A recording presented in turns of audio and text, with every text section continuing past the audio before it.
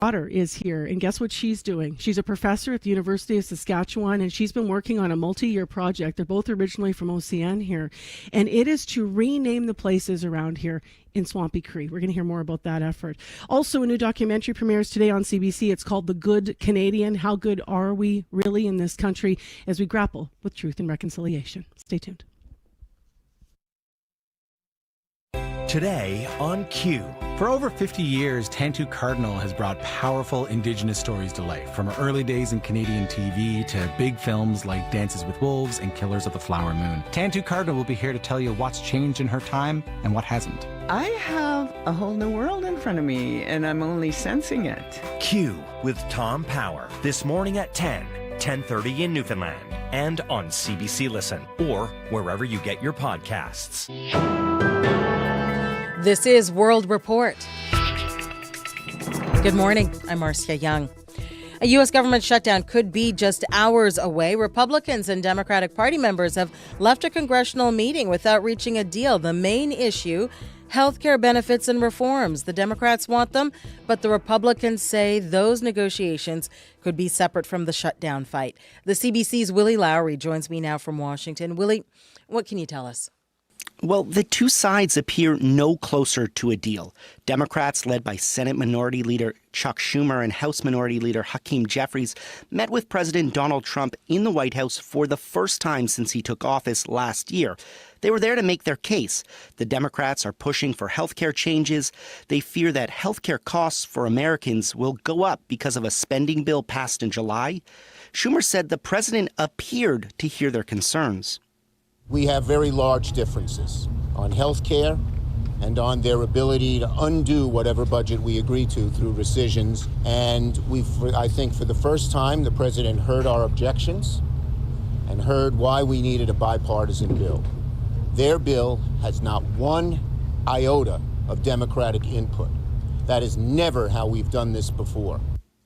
Shortly after the meeting, President Trump released an AI-generated video mocking the Democratic leaders and perhaps telegraphing that a deal was unreachable. There is a midnight deadline. What happens if there's no deal? Well, the government shuts down. Essential services like hospital care, law enforcement, and air traffic control will continue, but a significant number of services will stop. Any government employee deemed non-essential will be put on unpaid leave. Vice President J.D. Vance said at the moment, that's probably the most likely scenario.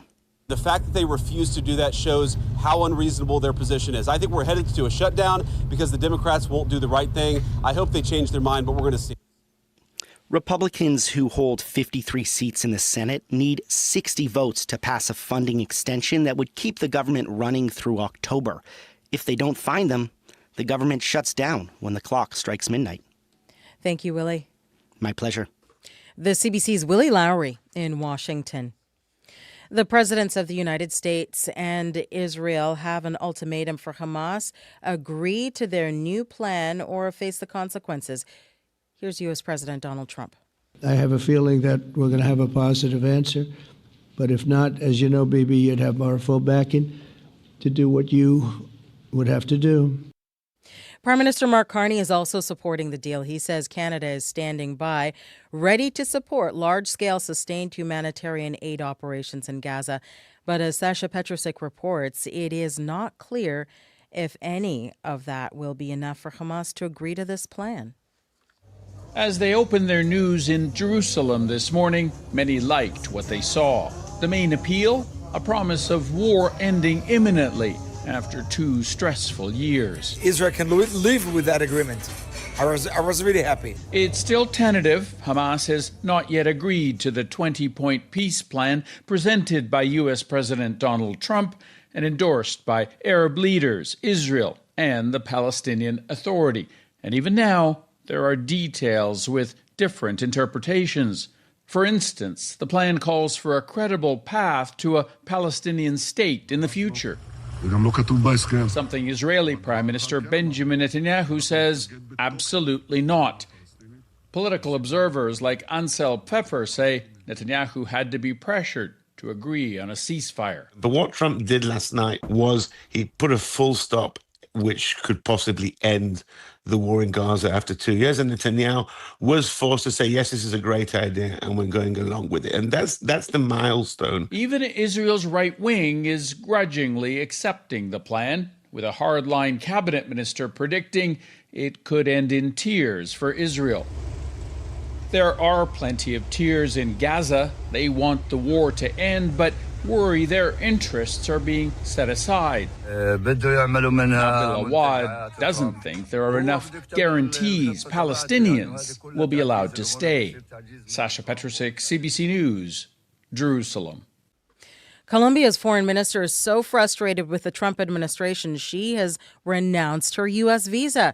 So has the finance minister, after weeks of growing tensions over drug policy and the buildup of U.S. naval vessels near Venezuela. Tensions between the U.S. and Colombia have come to a head on Friday. Colombia's President Gustavo Petro was in New York. He called for the creation of an international army to liberate the West Bank and Gaza Strip. And the U.S. State Department revoked his visa. Now members of Petro's government are taking a stand. They say they will not visit the United States.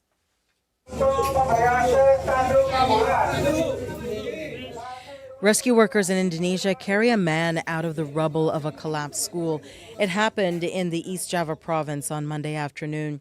At least 3 students are dead. Several others are still missing.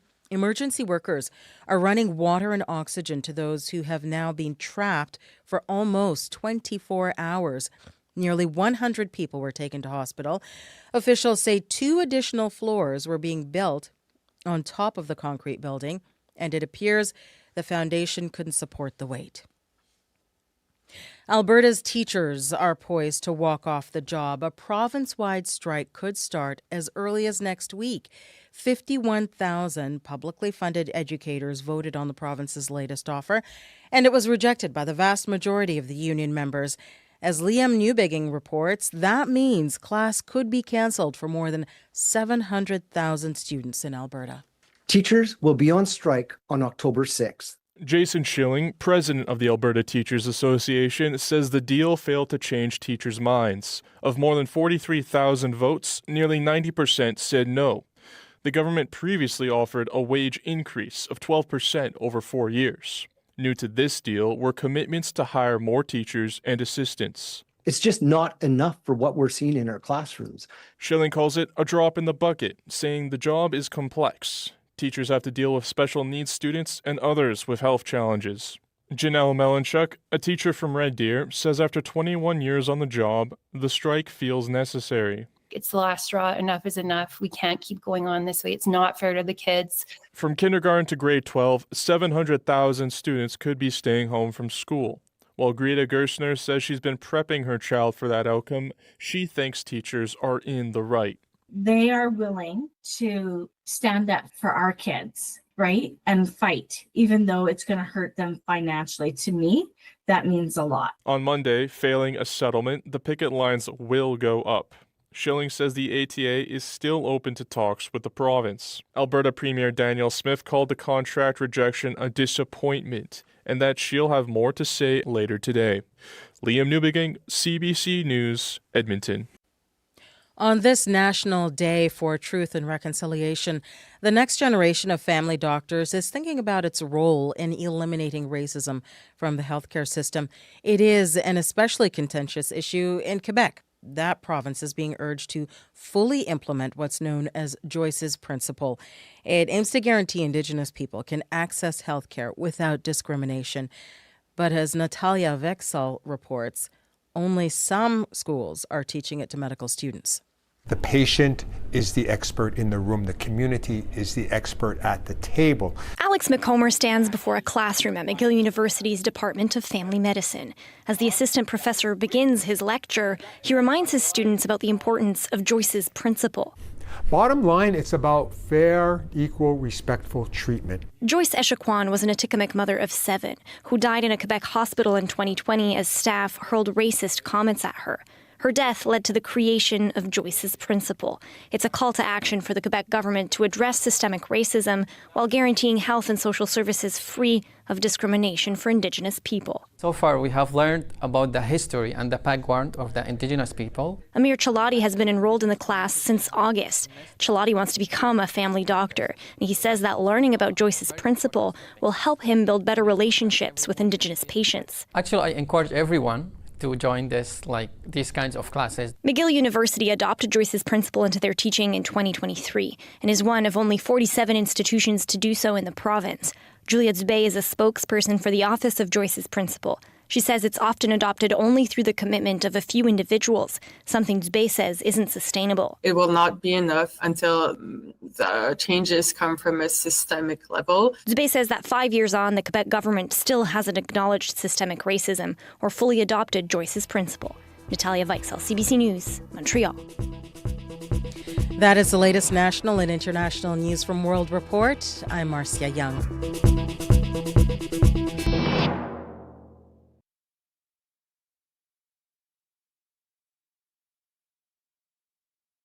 In terms of residential skills. But education is the key to reconciliation, to ensure that all children being educated in our school system in Canada are educated to understand the full and proper history of each Indigenous group and the territories in which they live, so that they will grow up learning how to speak to and about each other in a more respectful way. Good morning, Manitoba, and welcome to a very special broadcast of Information Radio. I'm Marcy Marcusa, and we're live in Opaskwayak, Cree Nation, 6 hours north of Winnipeg. What a setting I have this morning. I'm sitting in a teepee that was set up here yesterday. In fact, there's 3 of them in OCN outside the Veterans Hall for our live morning show broadcast. Inside, it's decorated like a wedding. There's an orange balloon arch. All the chairs are covered in satin, and survivors will gather here today. One of the moving things that will happen here in OCN for this National Day of Truth and Reconciliation is pictures will be printed in black and white of Guy Hill and McKay residential school sites nearby. Survivors will be invited, if they wish, to throw them into the fire in a letting go ceremony. What does truth and reconciliation mean here on OCN? We'll find out. We have a survivor to start the show. We'll learn how they're renaming places in Swampy Cree here. We also are going to talk to the newly elected chief. What a morning. I'm kind of a spiritual person, I'll say that. We also saw Northern Lights this morning, and I just thought to myself, the stillness in the air and how beautiful it is here, it's just going to be a really lovely morning we spend together. And hopefully it will be a moment to build together in Canada, but also where we live here in our province. So thanks for joining us. It's clear, it's 11 degrees, more weather, traffic, all that daily stuff in a moment. First, let's turn our attention, though, to Heather Wells on 89.3 FM, 990 AM on the app and YouTube. She is here with our headlines. She's back in Winnipeg. Good morning. Yes, and reclaiming a language. Tatse wasasak. Minoki sakau. A Cree immersion class at Opaskwayak Cree Nation near the Paw. The program was created 20 years ago after community members realized the number of Cree speakers was getting smaller. Of more than 500 students at Joe A. Ross School at OCN, close to 200 are enrolled in Cree immersion. And National Chief Cindy Woodhouse-Neepanak at the Assembly of First Nations says this day is about remembering those sent to residential schools, and she says she is encouraged to see many people wearing orange shirts in recent days. At the same time, she says there is still a long way to go towards reconciliation. I'll be back with more Manitoba news coming up at 6:30. All right. Thanks very much, Heather. Thank you. Well, let's turn our attention to Abby Adeyemi. I mentioned, Abby, the Northern Lights up here. What's it like down south? You're pretty clear in Winnipeg? Yeah, clear skies, just some clouds up here, but we're expecting a sunny day ahead across most of the southern regions. We'll see temperatures hover between 16 and 18 degrees, and then most regions will push to a high of around 28 today. So it's going to be more like it's going to feel more like late summer in a fall. And then for traffic, just heads up for closures downtown, late morning traffic for Orange Shirt Day event, talking about eastbound Portage, Main, North and South parts of York Avenue will be shut down between 10 a.m. and 2 p.m. But I'll tell you more about that later in the show. All right, thank you, Abby.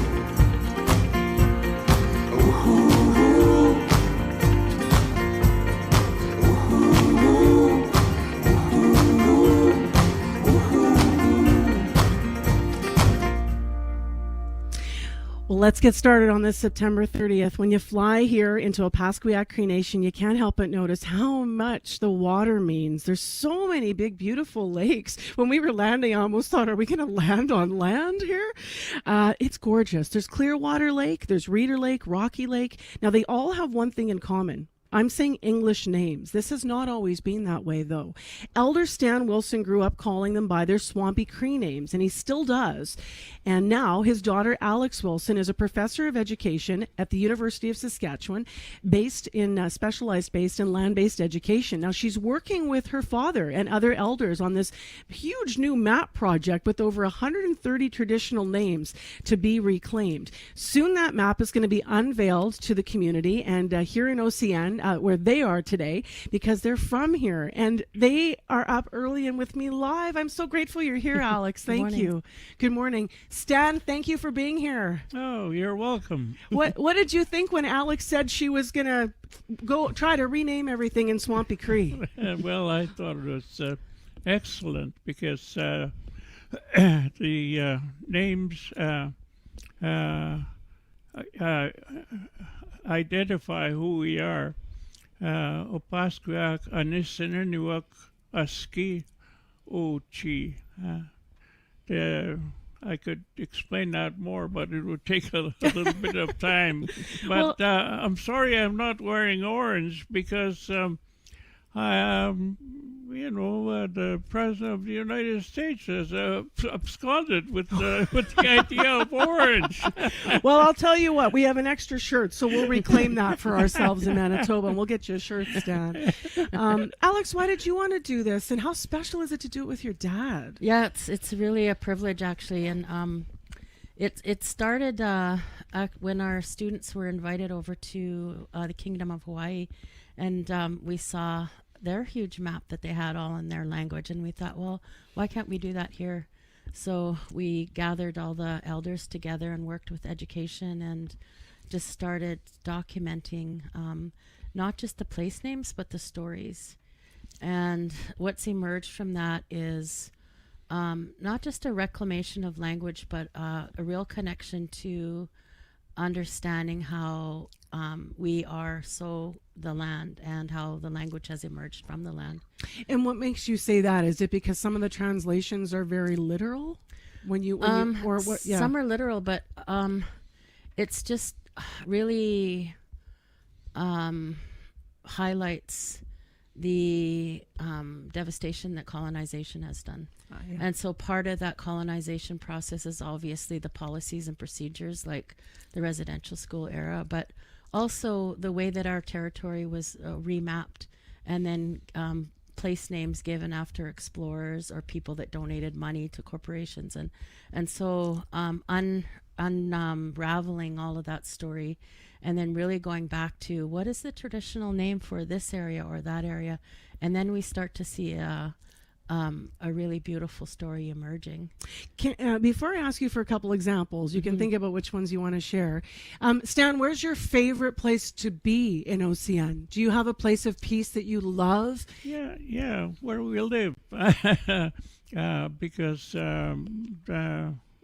we call it Musketapan. It's along the Saskatchewan River on the south side where I used to go with my father when I was, a young teenager, to go and hunt ducks and gather eggs in the marsh. And we have our house there.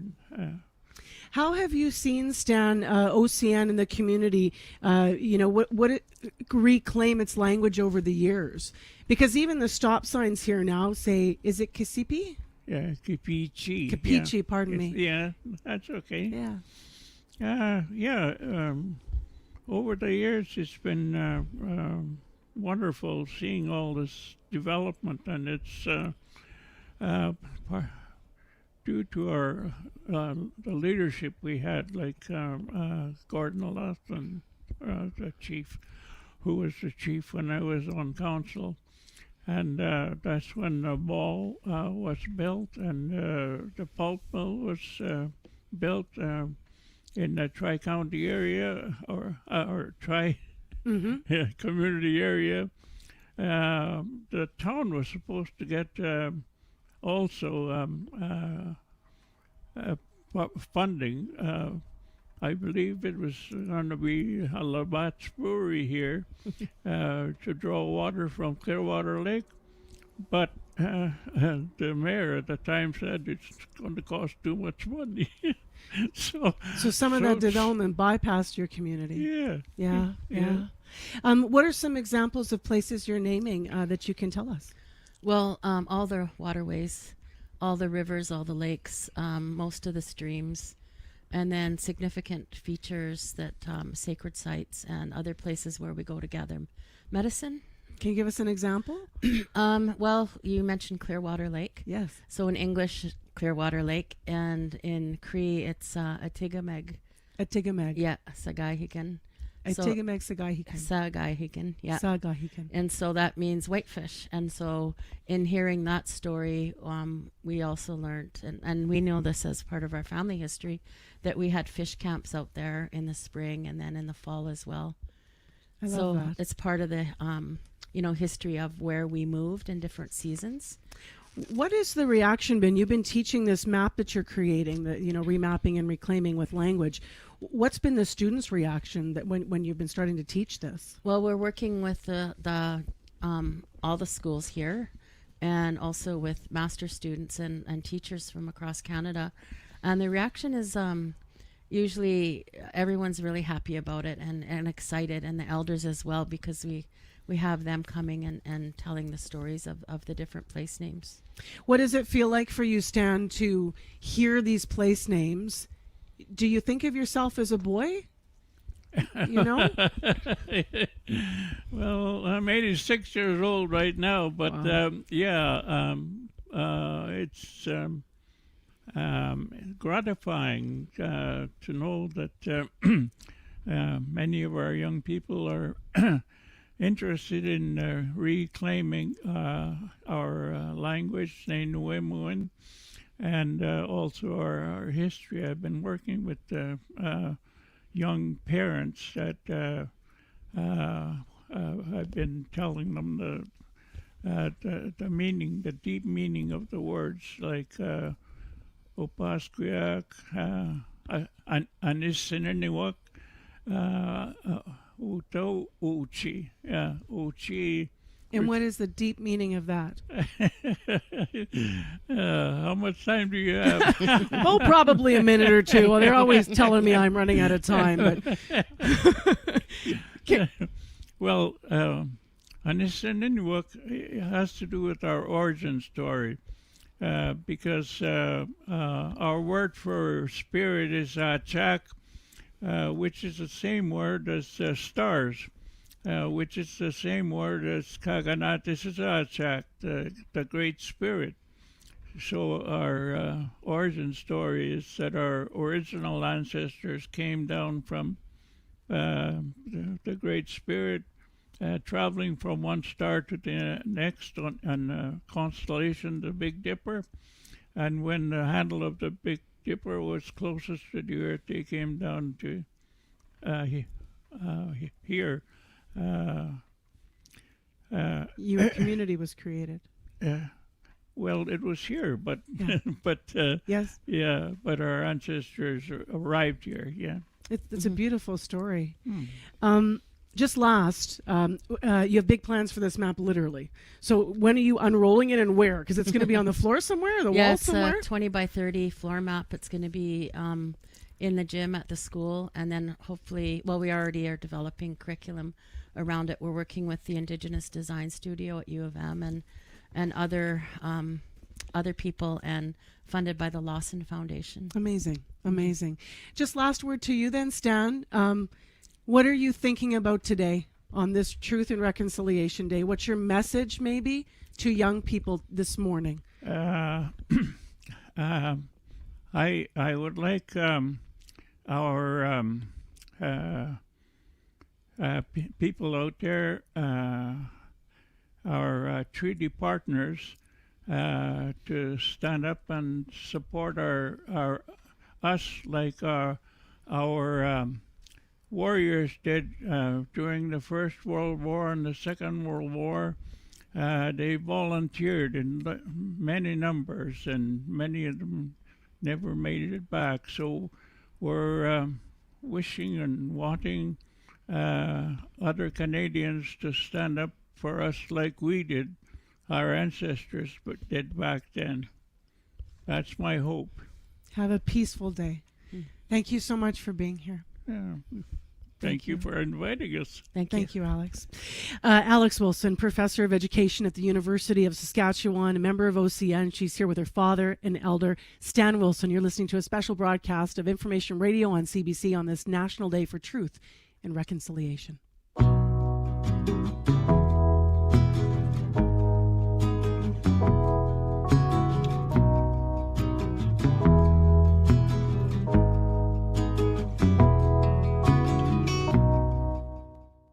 Well, today is the National Day of Truth and Reconciliation. As we've been telling you, we are live in Opaskwayak, Cree Nation, some 6 hours north of Winnipeg. Today we honor the victims and the survivors of the residential school system, but today is also a call for people to reflect on our relationship with Indigenous communities all across this country, including where we are this morning on Treaty 5. There's a new documentary, The Good Canadian. It aims to open the conversation. It looks at how past injustices are still being played out today.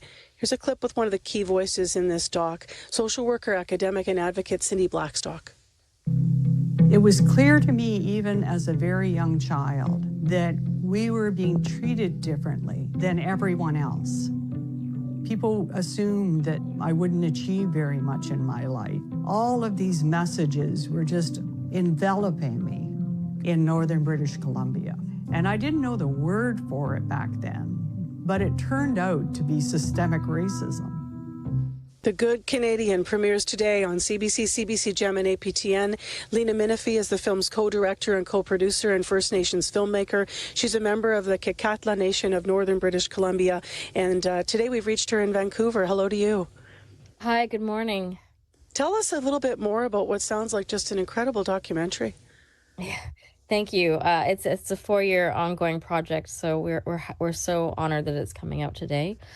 So the documentary is, we think, one of the first big idea documentaries in this country that connects the dots between the news stories that we read, we hear on the radio like we are today, we see on the internet, to deliver this unprecedented access and portrait of Canada's ongoing injustices against Indigenous peoples, including up to 2025. The title, The Good Canadian, it plays on, the notion of what it means to be Canadian and the ideologies and the entrapments of the term. Why was that an important theme? This is really important because it's kind of has this invisible question mark at the end, a semicolon, a dash. It's saying, is this actually the case? We have such great PR that goes out to the world that we're this kind of perfect, peaceful, country with no tarnishes and no blemishes, when in fact we have a country that's built on, like Dean Noy says in our film, this hardware that's been based on complete displacement, segregation, and apartheid of one race against the rest of, the settlers in Canada. And how are we okay with this? And can we actually look at ourselves under a microscope and not just compare ourselves to other countries like the ones in the South, but really look at where we're at today and how we can be better? The overall idea of connecting, our country's dark past with the present, and also, questioning, where we're going to go in Canada in the future. How does that play out in your film? Well, I think we always are kind of looking towards the history books and saying these things are in the past. Like you're up there right now with a potential, unmarked race discovery. There's one last week in BC where I'm at as well, another unmarked race. We're not going to get away from this anytime soon. These discoveries are going to be happening across decades in our future, and we're still putting the puzzle pieces together, right? I think that what we also look in our film, we look at different areas and sectors like healthcare, education, the justice system, and social work, and we say, actually, there are illegal and still genocidal actions that are happening in 2025.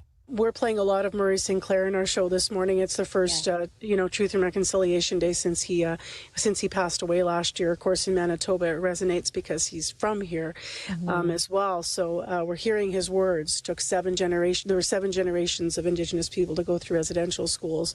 It may take us that or more to undo, to move forward.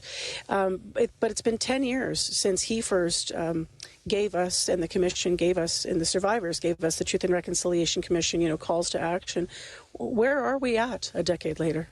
Well, thank you for bringing up Murray Sinclair. It's one of the reasons why we did the film. Honestly, he's done so much for this country, and we do mention him in the film as well.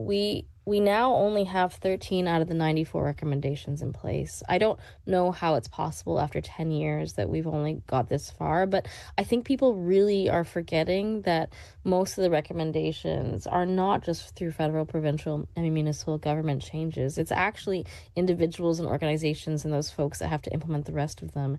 And it's on their shoulders. And our film kind of turns the camera around and talks to the 95% of the population. We're only 5%, so how much work can be on our shoulders to do? 95% of the population to say, like, how are they complicit? How are they culpable? And really, how can they take a stand to do something in integrity and make sure that none of these casualties and fatalities happen on their watch, and where they get to the point saying, no more, we're not allowing this anymore. Thank you very much, Lena, for being with us on this day. Yeah, thank you. Thank you so much for having me today. So that is a new documentary, as you heard, that is going to premiere. I was in conversation there with Lena Minifee, who's the co-director of The Good Canadian. It debuts today, September 30th, the National Day for Truth and Reconciliation. You can check it out on CBC and CBC Gem. Your CBC Winnipeg News is next. This is CBC News. Good morning. I'm Heather Wells in Winnipeg at 6:30. A lovely clear sky now after those thunderstorms moved through overnight. It is 12 degrees downtown, 16 at the airport, and it is going to be a summery end to September. A high today of 28 with a humidex at 34. Windy as well. Today is the National Day for Truth and Reconciliation, also known as Orange Shirt Day. It's the second year September 30th is a full statutory holiday in Manitoba. A number of activities are scheduled across the province. National Chief Cindy Woodhouse-Nepanak at the Assembly of First Nations says she has been moved by how many people know about this day. I went into a restaurant today and seen Canadians wear, orange shirts.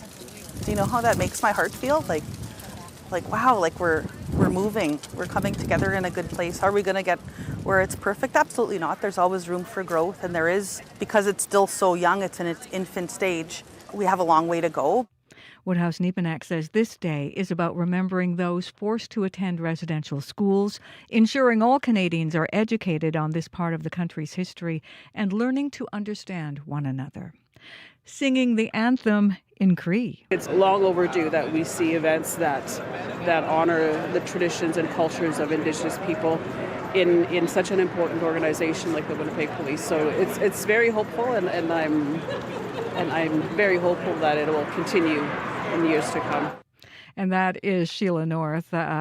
She is the Police Service's recently appointed first external Indigenous advisor. And what she's talking about there is the sacred fire lit yesterday ahead of today's National Day for Truth and Reconciliation. Firekeepers maintained that sacred fire until sunrise, and it will be left to extinguish itself in keeping with Indigenous traditions. And now we will hear the anthem in Cree.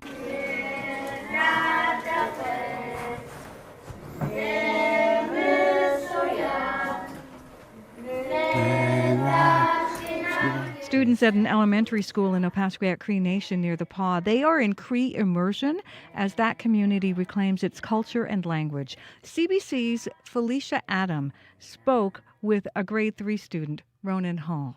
What are you doing right now? Writing Cree words. What kind of words are they? Could you tell us what it is? Astam, Nina, Tagwagin, Osawaw. Hall is one of almost 200 children in that program. The school's principal says the program continues to grow. Some schools in southeast Manitoba are feeling the strain from a growing student population. St. Anne and La Broquerie schools were forced to put 2 classrooms each in their libraries. The Seine River School Division requested 9 portable classrooms for those 2 schools. It didn't get any. Superintendent Colin Campbell says they're doing what they can in the fast-growing communities. We had to renovate the library space, and now you have to add more students to current classroom space that we have. So class sizes increase, and looking at our registrations in those 2 communities, they are 2 of our fastest-growing communities. The province says it has more than 600 portable classrooms, but all are being used. They have asked companies to submit bids to provide more portables for the schools.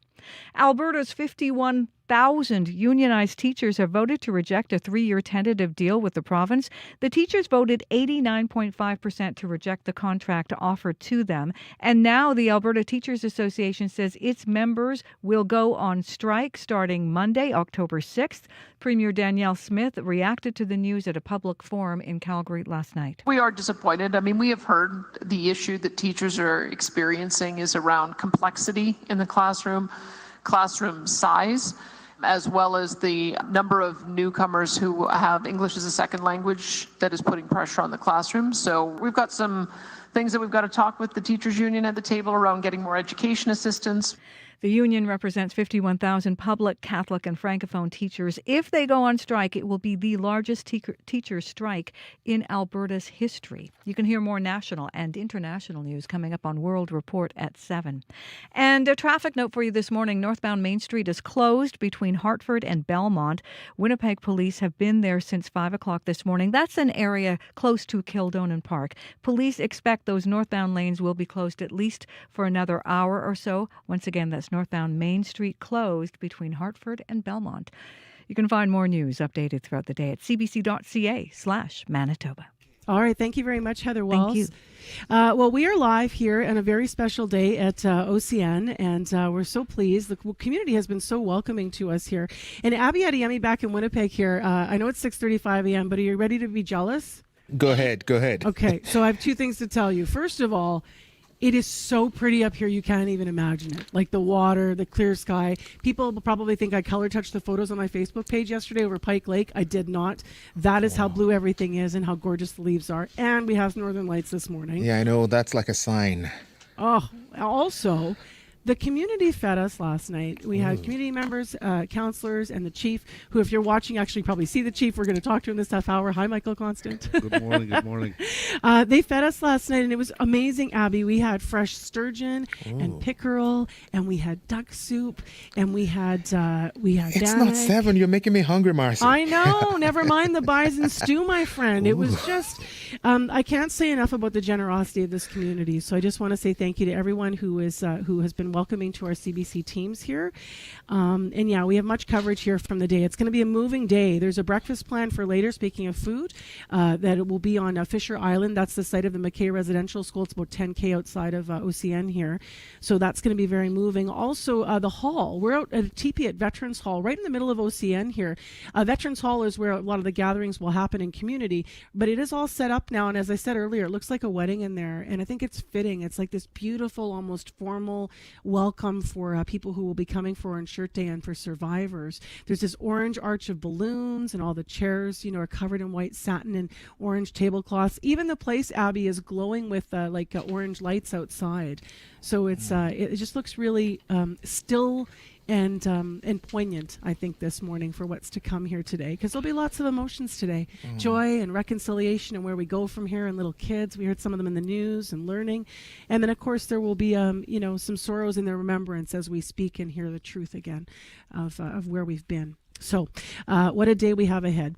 In Winnipeg, I know you're covering weather, traffic, and you've got some things to share. So what's it like there? I will tell you for today, the weather will be favorable for today. We're going to see warm and sunny conditions across board, except for Churchill, seeing some cloudy conditions.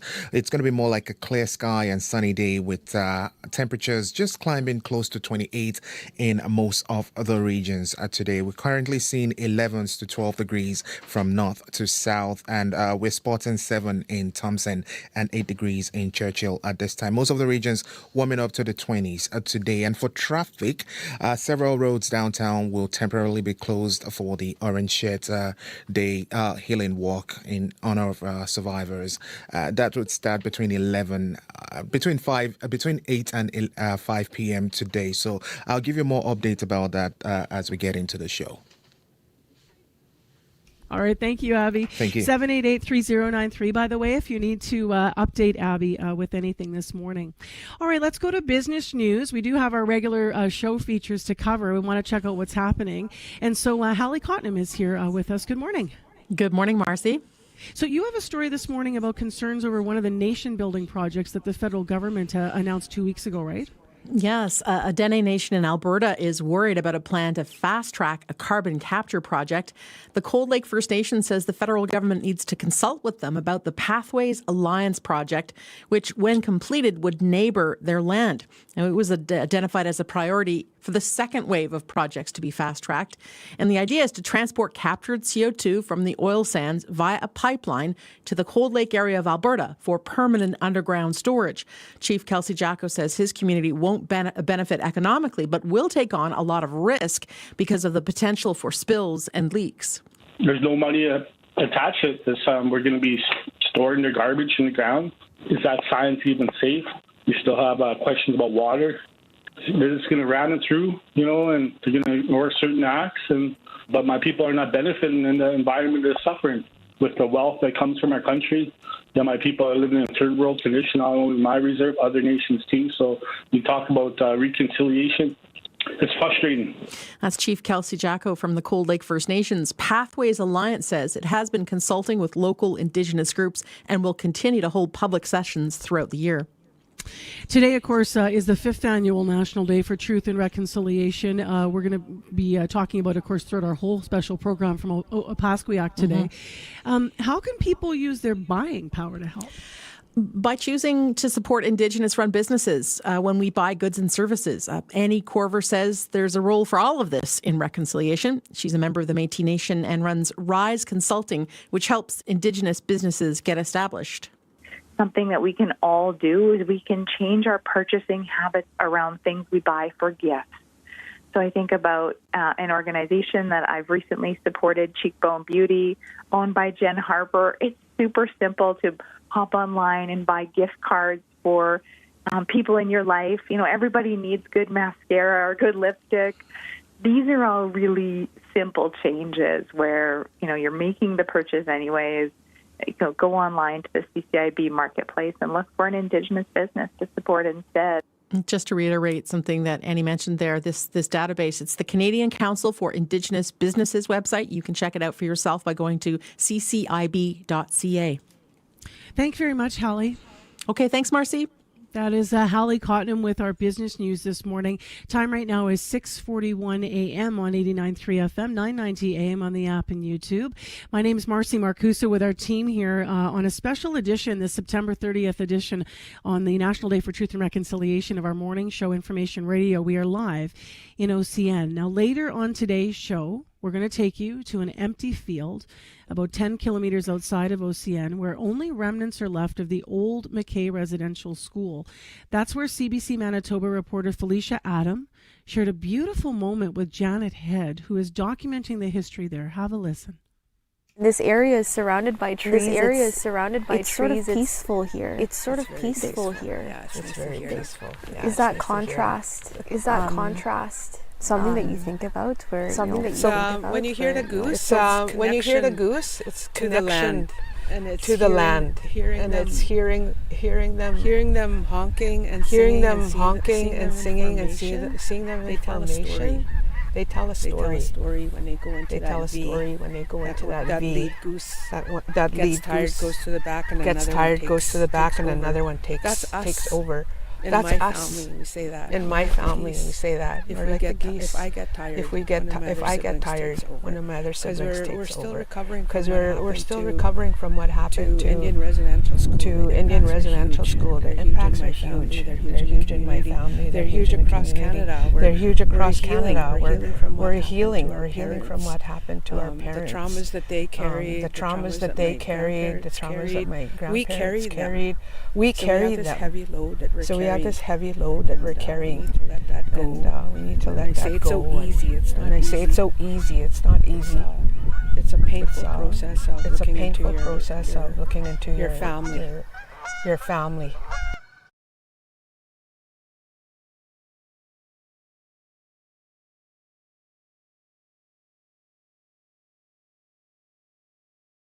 By the way, they just happened to be there while they were talking. It was really just a moment, and obviously that's why our CBC Manitoba reporter pointed that out. But that's going to be in the next hour of Information Radio. We're going to take you to that site. We also are going to hear more about what the community says are remains that have been found there. They had cadaver dogs out searching last year, so we're going to hear all about that story coming up on Information Radio live from OCN. I'm Marcy Marcusa. In the weather this morning, it's clear, a little bit brisk, but very still here in OCN. I know in Winnipeg, similar conditions, although a little bit warmer.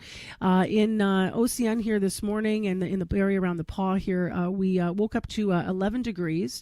Right now, it is still at 11 degrees. Skies are clear. In Winnipeg at the Forks right now, it's 12 degrees. So actually, your temperature's gone down a little bit from where you started earlier in the program. Well, next on the show, Opaskwayak Cree Nation has a new chief. Michael Constant was elected just last week. He's not actually new to the job, though. He did serve as chief from 2009 to 2016. And he's up. He's out in the elements early in the teepee with us this morning. Thank you for being out here with us. Yes, good morning, everybody. Good morning. I know times are changed. I know times are good in our community. I say good morning to Manitoba and Canada right now. So it's to our elders that are out in Edmonton in a national gathering that are participating through residential school gathering in Edmonton, Alberta right now. So good morning, elders. What were you thinking as you were hearing? I mean, just leading up, you had your headphones on, you were hearing the show. You heard a few things. I saw you reacting. One of them was, commerce. Think about buying from Indigenous makers and companies today. One was community projects nationally and chiefs being frustrated. This one was in Alberta in the business report saying, you have to consult us. And then we heard that beautiful moment with the geese and the family and the idea of reclamation and passing on who needs to carry these stories and truths. What were you thinking as you were hearing all of this today on this day? Listening to the frustrations or the calls to our leaders in Canada and Manitoba, local economy is very important to survival, and you need to know you need to support those local businesses are in the economy. You need to roll our dollar 3 or 4 times in our system, in our community. That's when you know you have a strong economy, and we do have that here at Opaskwayak and moving forward. So local is key. Local is the way to go, and in supporting our local economy. So that's the important part of survival in the economic world. And the geese, and listening to that interview, and its family, its direction, and always sticking together. Those geese, the sound of the geese were very powerful, and it's good. It's soothing to know that it's all about timing. Those geese were there for a reason, to make us understand that we're still here. We won't be gone, like our people of the residential school and the generations behind them, that we are still here to walk the land that our ancestors have walked. So thank you for that, Janet, for what you had spoken about. It's a lovely moment. I want to ask you about some of the growth here, both economically and also your vision. Your chief again, I know that we were at the feast last night. You guys fed us well. Thank you. It was good, yes. It was beautiful by Pike Lake. But you were saying there last night, and it sort of stuck with me, you were saying that education for you is such an important piece of reconciliation and also for growth in Opaskwayak. And as we were driving down to Pike Lake, you passed this area that says future site of a training center. How how much development are you hoping for here around educational opportunities moving forward for OCN? Well, education is a very valid component of our people's lives. You know, you train, you educate, you get the degrees you need and investments of tomorrow. So it's a very key component. It's an investment of the future for our band members of right across Canada. So I know education is a door opener for the future of our community. So I tend to work hard. I know, thank you to the outgoing leadership of keeping that path moving forward, and I will continue to keep that moving forward in a good way. So we're all in this together. And may I interject and ask about the training center? Is that something that is, how far off is that? Is it a wish, a hope, or where are you at with the idea of that being here on OCN? Being part of the Oscar Laughlin back in the day when we did negotiate the school, and we wanted to accomplish it at high school, and this is the extension of it. So the expansion of it, so our kids of today in our school system can have the ability to get those trades training, and having the opportunity in there, and having at an early age, because whether it's going to be nursing or carpentry or electrical or anything like that, or welding, they'll have that opportunity in that facility, and not just the education, but the local people will have that opportunity to have that hands-on training. Yes, important for the future. Let's talk about today in Truth and Reconciliation. I'm going to play just a brief clip of the late Justice Murray Sinclair. It's the first, the commissioner of the calls to action, 94 of them. As you heard earlier, only 13 have been completed. We're 10 years later now. But here's a call to action that is important on OCN. When I was asking in community, actually, this is highlighted as one of the ones to lean into. So here is call to action number, well, he says it. 42. We call upon the federal, provincial, and territorial governments to commit to the recognition and implementation of Aboriginal justice systems in a manner consistent with the Treaty and Aboriginal Rights of Aboriginal Peoples, the Constitution Act 1982, and the United Nations Declaration on the Rights of Indigenous Peoples, endorsed by Canada in November 2012. Restorative justice. I mean, I know that your community years ago had pilot projects around this. There's always been sort of that community coming together to try to work with people. But you have big plans moving forward, I understand, in hopes for what restorative justice will look like in OCN. Is that right? Yes, the restorative justice is a key component in our daily lives as a nation, working with not only an individual but a family, and moving forward in unity, because we talk about wagutuin, kinship, all of those good things that our elders are reminding of us to work together. That love is very important, that recognition of family and individual life. There are struggles on our nations that we need to walk with and recognize, and so I think Truth and Reconciliation is the call for 49 of them. As we need to push those forward in a good way, because Opaskwayak has always had a good relationship with the federal government, the provincial government, and the municipality. So I think this is going to be a champion file that I'm going to push for the good tomorrow. Let me mention something here people might not know. OCN is one of the few communities that is governed under the First Nation Land Management Act instead of the Indian Act. How does that impact the way you do your job, or you're able to sort of do things here and make decisions? Because you guys have, you have a 20-year master plan. I mean, there's a lot of innovation that comes from here. The Land Management Act is a law that governs our people, that governs our land. That when the federal government, for example, wants to do business, that our people are consulted with. This law is the people's law. It gives them the ability to move forward in a good way, so we can. Our land is ours, and we govern that, and and that needs to be recognized provincially and federally. That this law has been recognized by by the federal government. Does it give you more autonomy over what you do with your resources here? Yes, it does. It's our Treaty 5 is our treaty area, and having this mandate and having this law that gives us the ability to maneuver whatever kind of files we want to move over, whether it's environmental, economics, it's mandated by our community. Yeah. Just last, I'm curious about your relationship with the PAW. I know that when you just over the Highway 10, over the bridge, you guys are so close here together. And I know that when you look at historically the relationship with your community and with the PAW, it kind of can speak to reconciliation and what it could mean and should mean. What are your hopes for that relationship moving forward when you think about it today? I know there's a story there that's in the past, but I know with the town of the Paw, we've come a long way. We've moved forward in positive strides in building that relationship and maintaining that relationship over the decades. It's traumatic, but moving forward is the key word is forgiveness of one another, and what it's left. It's left a scar, but the scar heals.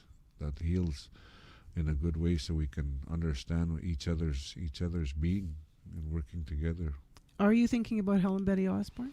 Yes, I am. Yes, I just need to say that out loud, so if listeners are wondering what we are both reflecting on in Manitoba. Congratulations on becoming chief again in the future, and on what's going to happen here in your beautiful community today on the Day of Truth and Reconciliation. Chief, thank you for being with us. You're welcome, and have a good day, everybody.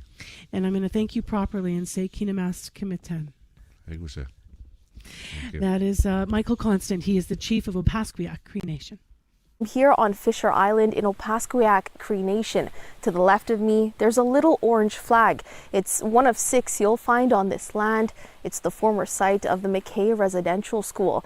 Coming up on Information Radio, we'll tell you the truth of what happened here and what reconciliation looks like for the people who live in the community.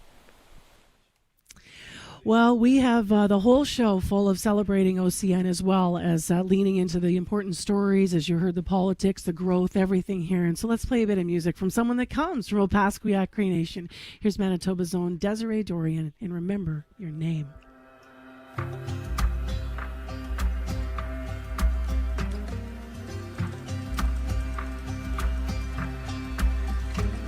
When the lights go out and the dark rolls in,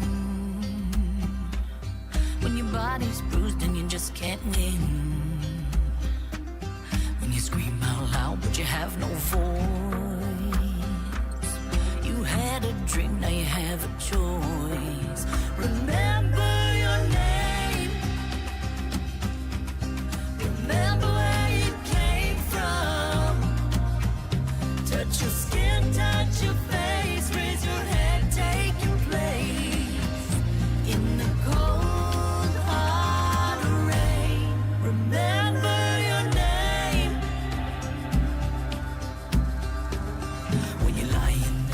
Bathroom floor, just crying to God you can't take no more. Can't look yourself in the goddamn mirror, and you hope to hell you disappear. Remember your name, remember where you came from, touch your skin, touch your face, raise your head, take your in the cold hard rain. Remember your name,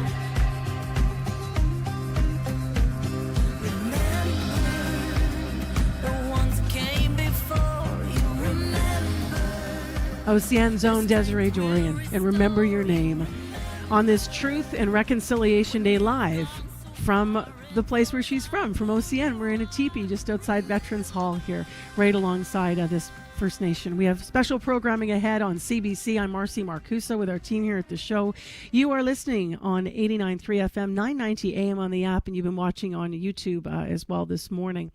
Well, let's take you back to Winnipeg to find out what is developing in news today. Heather Wells joins us now on the airwaves again. Good morning. Good morning. Yes, and at OCN, reclaiming a language. Tatse wasasak. Minokisakau. A Cree immersion class at OCN near the Paw. The program was created 20 years ago after community members realized the number of Cree speakers was getting smaller. Of the more than 500 students at Joe A. Ross School, close to 200 are now enrolled in Cree immersion. And some southern Manitoba schools are bursting at the seams with students. Seine River School Division has requested a total of 10 portable classrooms but received 0. The division is waiting for a new high school to be built. 2 of its schools are making do by putting classrooms inside their libraries. We'll hear more coming up in our next local news coming up at 7:30. All right. Thanks very much, Heather. Thank you. In Opaskwayak, we've been right around 11 degrees. Winnipeg's been right around 12 degrees. Mix of sun and cloud for Winnipeg today. The high is 28, so still really warm. Humidex 34. The winds today will be southeast 30, gusting to 50, so you've got a bit of a windy day ahead. Well, in traffic this morning, special closures for Orange Shirt Day, and just pay attention to those if you're heading out and about today anywhere in the city of Winnipeg or in your community across Manitoba. And you can always call Abby at 788-3093 with updates. In the next hour on our special program, Associate Producer C.R. Sanders is going to join us here in the TP at OCN to tell us more about who she's been speaking to in this beautiful community. Spoiler alert, she's been watching them make ribbon skirts and pluck ducks, and she got out on the water. Also in the next hour of the show, one of the cruel realities of children taken from their parents to go to residential school in our country is the sites were often close to community. Imagine seeing the lights of where you live and not being able to get there. We're going to take you to the McKay residential school site in the next hour of the show. Stay with us. We've also got some live drumming from one of OCN's own. World Report is next. Today on The Current. This nation must never forget what it once did to its most vulnerable people. It's been 10 years since Murray Sinclair delivered the Truth and Reconciliation Commission report. Nearly a year after his death, 3 of Sinclair's relatives reflect on the meaning of stories, history, and knowledge, and look to an Indigenous future coming up on The Current. The Current with Matt Galloway. This morning at 8:37, 9:07 in Newfoundland, and on the CBC Listen app. This is World Report. Good morning. I'm Marcia Young. Today is the National Day for Truth and Reconciliation, and it is more than orange shirts. It is about honoring Indigenous survivors of Canada's colonial residential school system. The CBC Sarah Law brings us the story of one family from a First Nation in Northern Ontario and their quest to rebury their relative's remains 79 years after he was taken from his community. Claire O'Nabigan spent years fighting to repatriate her late Uncle Percy's remains. At 8 years old, he was taken from Long Lake 58 First Nation and put into St. Joseph's Indian Residential School in Thunder Bay. From there, he was sent to several different institutions because he was epileptic and partially paralyzed. Claire O'Nabigan says this all happened without his family's consent. The pain, the sadness, and the loneliness that Percy went through is all real. At 27, Percy died of tuberculosis. He was buried in Woodstock, Ontario in 1966, some 1,200 kilometers from home. This spring, his family exhumed his remains so he could be reburied with his siblings. Elder Jocelyn Bananish was born the same year as Percy. She remembers playing with him before he was sent to St. Joseph's. He was just like a brother to me. I'm glad that he came home. The Ontario government helped pay for Percy's reburial after the federal government denied the family funding. Saul Mamakwa is a residential school survivor and Kiiwetinoong's member of provincial parliament. He says there should be provincial and federal legislation to support repatriations. It'll be easier for families that want to bring their children home. Claire O'Nabigan says Percy's story can't be buried with him. Sarah Law, CBC News, Long Lake 58 First Nation, Ontario. The U.S. is headed for a partial government shutdown. Congressional leaders have left a critical meeting at the White House without a deal. At issue are health care benefits. Neither side of the aisle appears to be willing to bend. The deadline to reach a deal is midnight tonight. Steve Futterman has the latest. Unless there's a last-minute breakthrough, it appears the U.S. is on its way to a government shutdown, and Democrats and Republicans are already pointing the finger at each other. Vice President J.D. Vance is blaming the Democrats. I think we're headed to a shutdown because the Democrats won't do the right thing. Democratic Senate Leader Chuck Schumer says it's the Republicans' fault. It's up to the Republicans whether they want to shut down or not. Schumer met with Donald Trump yesterday at the White House to see if they could reach a compromise. He left with very little hope. Made to the president some proposals. Our Republican leaders will have to talk to them about them, but ultimately he's the decision maker. House Democratic leader Hakeem Jeffries says his side is willing to compromise. We've made clear that we are willing to find a bipartisan path forward, but it has to meet the needs of the American people. The key sticking point appears to be health care funding. Democrats want to roll back some of the Trump cuts to health care programs. A shutdown would halt a number of things. National parks would be closed. Food inspections would be stopped. Essential services, though, including the military, would continue to operate. As the deadline has approached, Trump has been on the attack. The Democrats are crazed. They don't know what they're doing. The last government shutdown was in December of 2017. It lasted 35 days. Steve Futterman, CBC News, Los Angeles. World leaders are backing Donald Trump's 20-point peace plan for Gaza. The U.S. President and Israeli Prime Minister Benjamin Netanyahu both endorsed the proposal. After Monday's 3-hour White House meeting, Prime Minister Mark Carney is urging all parties to help it realize its full potential. This plan is also getting the backing from many European and Arab leaders, but on the ground it's being met with skepticism among some Palestinians in Gaza.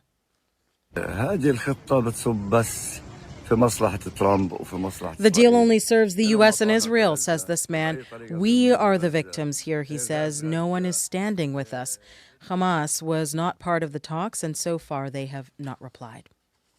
Hundreds of thousands of workers in more than 30 African nations are in limbo.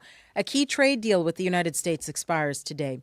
For 25 years, the African Growth and Opportunity Fund, or AGOA, has allowed for duty-free exports to the U.S. The deal shifted its African policy from aid to trade in an initiative during the Clinton administration.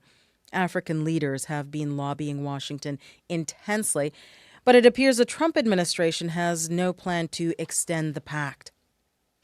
Calgary-based Imperial Oil says it will eliminate 20% of its workforce by the end of 2027. That could mean hundreds of job losses. CBC News has reached out to the company for more details. Richard Mason is with the University of Calgary School of Public Policy, and he calls this a significant restructuring. My read of the press release is that those are head office type functions where perhaps they were doing the function in Calgary, like accounting, for example, that will now be centralized someplace like Houston. And so once this is done, I wouldn't expect more cuts like that. Mason says it is likely Imperial's parent company, Exxon, has developed new technology and is planning to eliminate human staff by using AI in areas such as geology and engineering. Alberta's teachers are poised to walk off the job. A province-wide strike could start as early as next week. 51,000 publicly funded educators voted on the province's latest offer, and it was rejected by the vast majority of the union members. As Liam Newbigging reports, that means class could be cancelled for more than 700,000 students in Alberta. Teachers will be on strike on October 6th. Jason Schilling, president of the Alberta Teachers Association, says the deal failed to change teachers' minds. Of more than 43,000 votes, nearly 90% said no. The government previously offered a wage increase of 12% over 4 years. New to this deal were commitments to hire more teachers and assistants. It's just not enough for what we're seeing in our classrooms. Schilling calls it a drop in the bucket, saying the job is complex. Teachers have to deal with special needs students and others with health challenges. Janelle Melanchuk, a teacher from Red Deer, says after 21 years on the job, the strike feels necessary. It's the last straw. Enough is enough. We can't keep going on this way. It's not fair to the kids. From kindergarten to grade 12, 700,000 students could be staying home from school. While Greta Gerstner says she's been prepping her child for that outcome, she thinks teachers are in the right. They are willing to stand up for our kids, right? And fight, even though it's going to hurt them financially. To me, that means a lot. On Monday, failing a settlement, the picket lines will go up. Schilling says the ATA is still open to talks with the province. Alberta Premier Danielle Smith called the contract rejection a disappointment and that she'll have more to say later today. Liam Newbegin, CBC News, Edmonton. A residential school survivor is reclaiming her culture through dance. Starla Starblanket is from the Starblanket Cree Nation in Saskatchewan. She says she's been able to overcome a lot of trauma to fulfill her dream.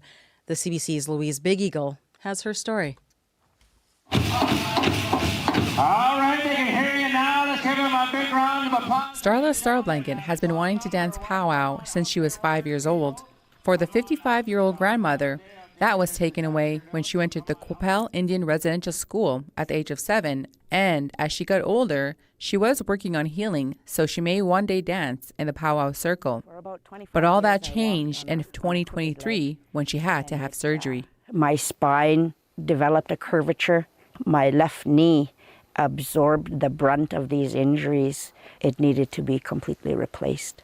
Starblanket never gave up hope, but with her son, she found the strength to walk again. Starblanket decided it was time to be the traditional dancer she wanted to be. I think it's very much a big part of the healing journey.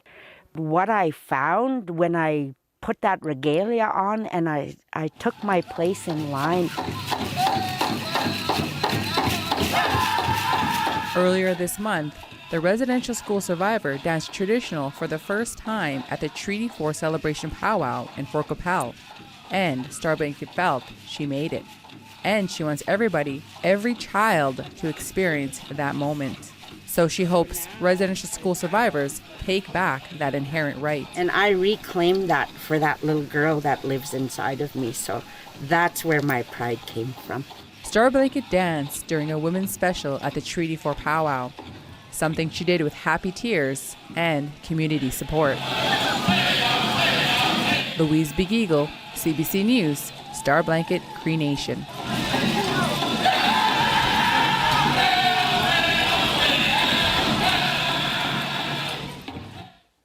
That is World Report. I'm Marcia Young.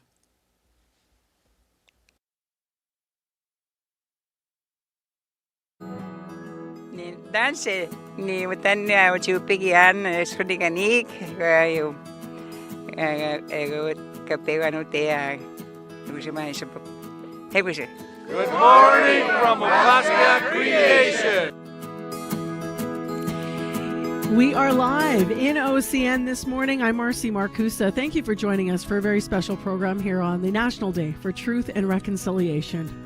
A lot of orange going to be worn around today as we think about those residential school survivors and little Phyllis who tried to wear orange to school and it was taken away. Today, nothing will be taken away. We're going to sit, we're going to listen, we're going to hear truth, we're going to figure out how to move forward as a country and as Manitobans. One of the cruel realities of children who were taken from their parents to go to residential school in Canada is the sites were often close to community. Imagine the kids from here in OCN seeing the lights of their community in the paw from McKay Residential School just kilometers from town and not being able to go home. We're going to take you to that site of the McKay Residential School this hour on the program. Also this hour on the show, he feels like Opaskwaяк's having a bit of an awakening, and his part, he says, is to spread the message through music and by sitting with elders for a community coffee and a little swampy Cree. That's what he does at the local mall. After 7:30 on Information Radio, Kenny Henderson is going to be here with his message and his drum. So I'm really looking forward to that. Right now, let's go to Heather Wells and find out what is making news headlines in Winnipeg. Good morning. Good morning. Well, this is the second year that September 30th, Orange Shirt Day, the National Day for Truth and Reconciliation, has been recognized as a statutory holiday. National Chief Cindy Woodhouse-Neepanak at the Assembly of First Nations says the day is all about remembering those sent to residential schools and learning to understand one another. She says she is encouraged to see so many people wearing orange shirts in recent days. We'll hear more from Cindy Woodhouse-Neepanak. And some schools in southeast Manitoba are feeling the strain from a growing student population. St. Anne and La Broquerie schools have been forced to put 2 classrooms in each of their libraries. The Seine River School Division asked for portable classrooms for those 2 schools, but didn't get any. We'll hear more coming up in our next local news at 7:30. Thank you very much, Heather. Thank you.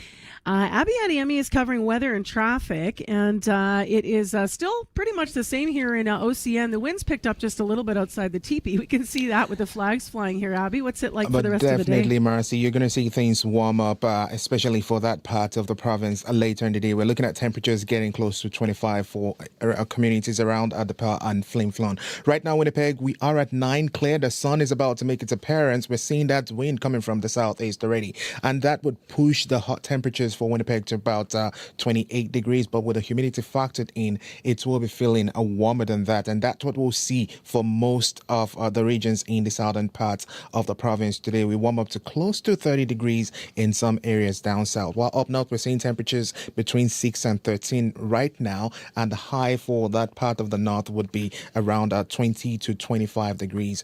Talking about traffic for today, yes, several roads downtown will be temporarily closed for the special event honoring today. We'll see walks starting around 11, heading all the way to the RBC Convention Center, and then we're going to be seeing closures in part of Main Street, York Avenue, Portage Avenue, Edmonton Street, and even around the Fox Market, Israel Aspaway. That we will see closure there between 8 a.m. and 5 p.m. Now, depending on the route of the walk, you will be seeing closures in that part of the province. But you want to check more, you can check 311. The city will be posting updates there. And if you want to give us updates as it concerns traffic out there, 788-3093.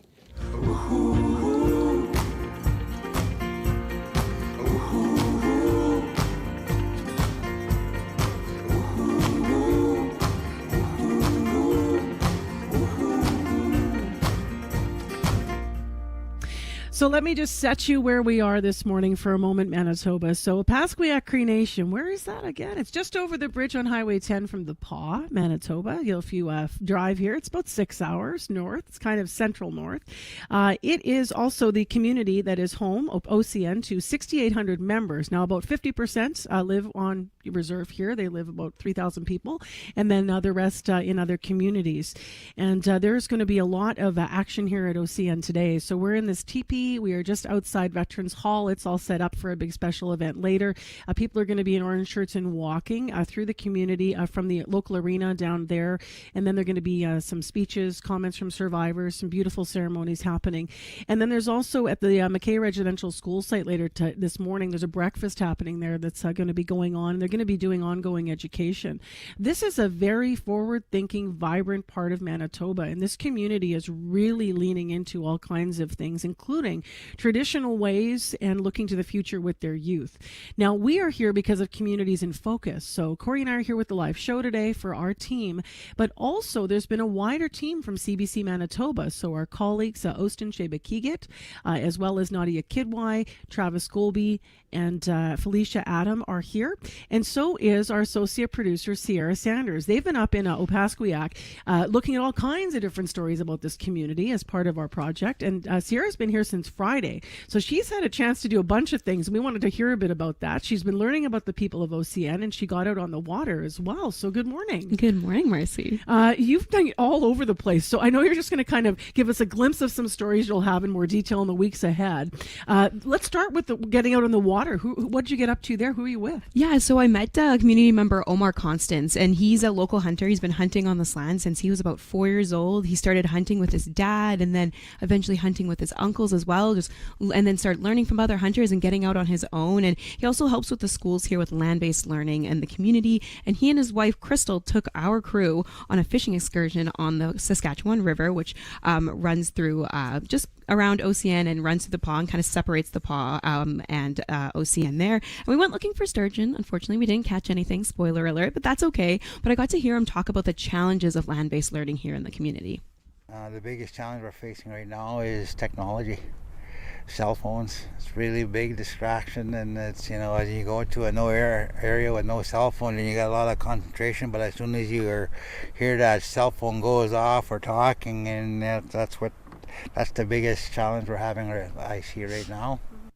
I would have never thought about that. Yeah. But yeah, it makes sense, right? Because you kind of do want the young people especially to disconnect And it's immediate reconnection when you hear a phone ring, right? We all know that. Exactly. Yeah. You also had an opportunity to see how some of the land-based learning pays off and how the hunted birds actually get used. What did you do on that front? Yeah, so I actually found myself on Omar and Crystal's land, which is just outside of OCN, and they had just come back from a bird hunt, and where they have a group which they call the Diamond Willow Club, and they hunt birds, they hunt moose, and they use those animals, and they use them and help provide for the community. They provide for elders in the care homes. They provide for celebrations, funerals, whatever those might be. And so I got to speak to club member Randy Kershell. He's been hunting in the area for about 40 years. He's also a teacher and works with Omar to bring the land-based education to those students that we were just talking about. And I spoke with him after the bird hunt, where he was actually debreasting some birds. So let's take a listen. So what we're doing right now is some of them are really pin feathery. So what we do is we take the breasts off and then the drumsticks, and then we'll put them in with the ducks, or we'll use them for a stir fry, so that it all gets utilized. So sometimes they're not prime yet, so we utilize as much as we can out of the bird, and then we'll have a good feast out of it. And so, if you can tell, there's music going in the background. Yeah, I was going to ask about that. When I was there was so much laughter. There's music going on. They really treat this as kind of a community event, and there's lots of laughing, teasing, poking fun at each other. And I think that was my favorite part, actually, was being around that. So, if you listening to that clip, you heard the music. It's because they make it really a fun event and a time to be together and come together and help contribute to the community. It's so interesting because we've had opportunity for Communities in Focus to spend time, and we've been honored with feasts and communities that we visit.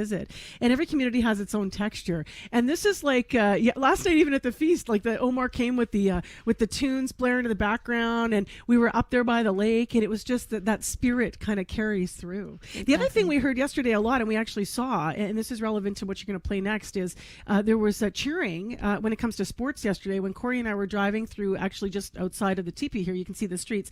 The soccer field's really close by, and you actually were over at Oscar Laughlin Collegiate. That's where the field is. And there were a lot of people there. Now, this was a special thing, right? Yeah, so the girls' soccer team, so the varsity soccer team with the high school, Oscar Laughlin Collegiate, they were playing in the semifinals of the Zone 11 AA Championships, with a couple of other northern schools up here. And I had the chance to speak with Braylon Young, who's in grade 12 at OSC, and she's been playing soccer with the school since she was about in grade 8, she said. And I spoke with her just after their semifinal win and asked what her teammates mean to her. They are very healing to be around. And why? What makes you say the word healing? Well, like sometimes before practice, I'll have like a bad day at school and like not feel the best. But as soon as I come here, like my whole mood just changes and I'm like better again. I love that sentiment. Mm-hmm. Also, there were other people in community just sort of highlighting to me, saying, you're from Winnipeg, you're going to take this for granted, probably. But someone said to me, to have all these different northern communities where we live on OCN is really cool and really important to have this sort of tournament here yesterday. Yeah, they had schools from Flin Flon, Thompson, all around, really, which I think was awesome. So Sierra will have more on some of these stories in the weeks ahead, as I mentioned. But let's get to the story that she's bringing us today for Truth and Reconciliation. You were at a workshop over the weekend. What was it about? Yeah, so at the Gordon Laughlin Memorial Collegiate, which is the hockey arena here in the community, actually, there was a ribbon skirt making workshop in honor of Day of Truth and Reconciliation. And the ribbon skirt kits that the participants got, they came in orange patterns. They were gorgeous. And in case you don't know, ribbon skirts represent identity, strength, resilience, and connection to Mother Earth. I'm actually wearing mine right now. If you're watching on YouTube, I'm wearing my black ribbon skirt. It has a white pattern on it, and then my ribbons are black, gray, white, and a kind of a darkish white color there. And for some, it was their first time making their own skirt, and for others, it was an opportunity to add a personal piece to their already growing ribbon skirt collection. And one of the women there was Jennifer Legg, and I asked her what making this ribbon skirt meant to her, and she immediately got emotional when I asked her. My mom never got to do this, and I just lost her in March. So thinking about her and how she never got to do this, and trying to remember her strength. My mom was a very strong person, a very powerful person, and she carried that strength all the way through to the end, and I think her experiences in residential school made, not just those experiences, but life experiences made her strong. And that is how she taught me and my sister to be. And so the skirt is orange and it has beautiful butterflies and it looks like dragonflies on there and some pictures of some children. And what does Orange Shirt Day mean to you? Remembering who we are. As Aboriginal people, as First Nations people, we need to remember who we are and remember the children that went to these schools and the ones that didn't come home. And how are you going to be feeling when you put this skirt on when it's all finished? Proud.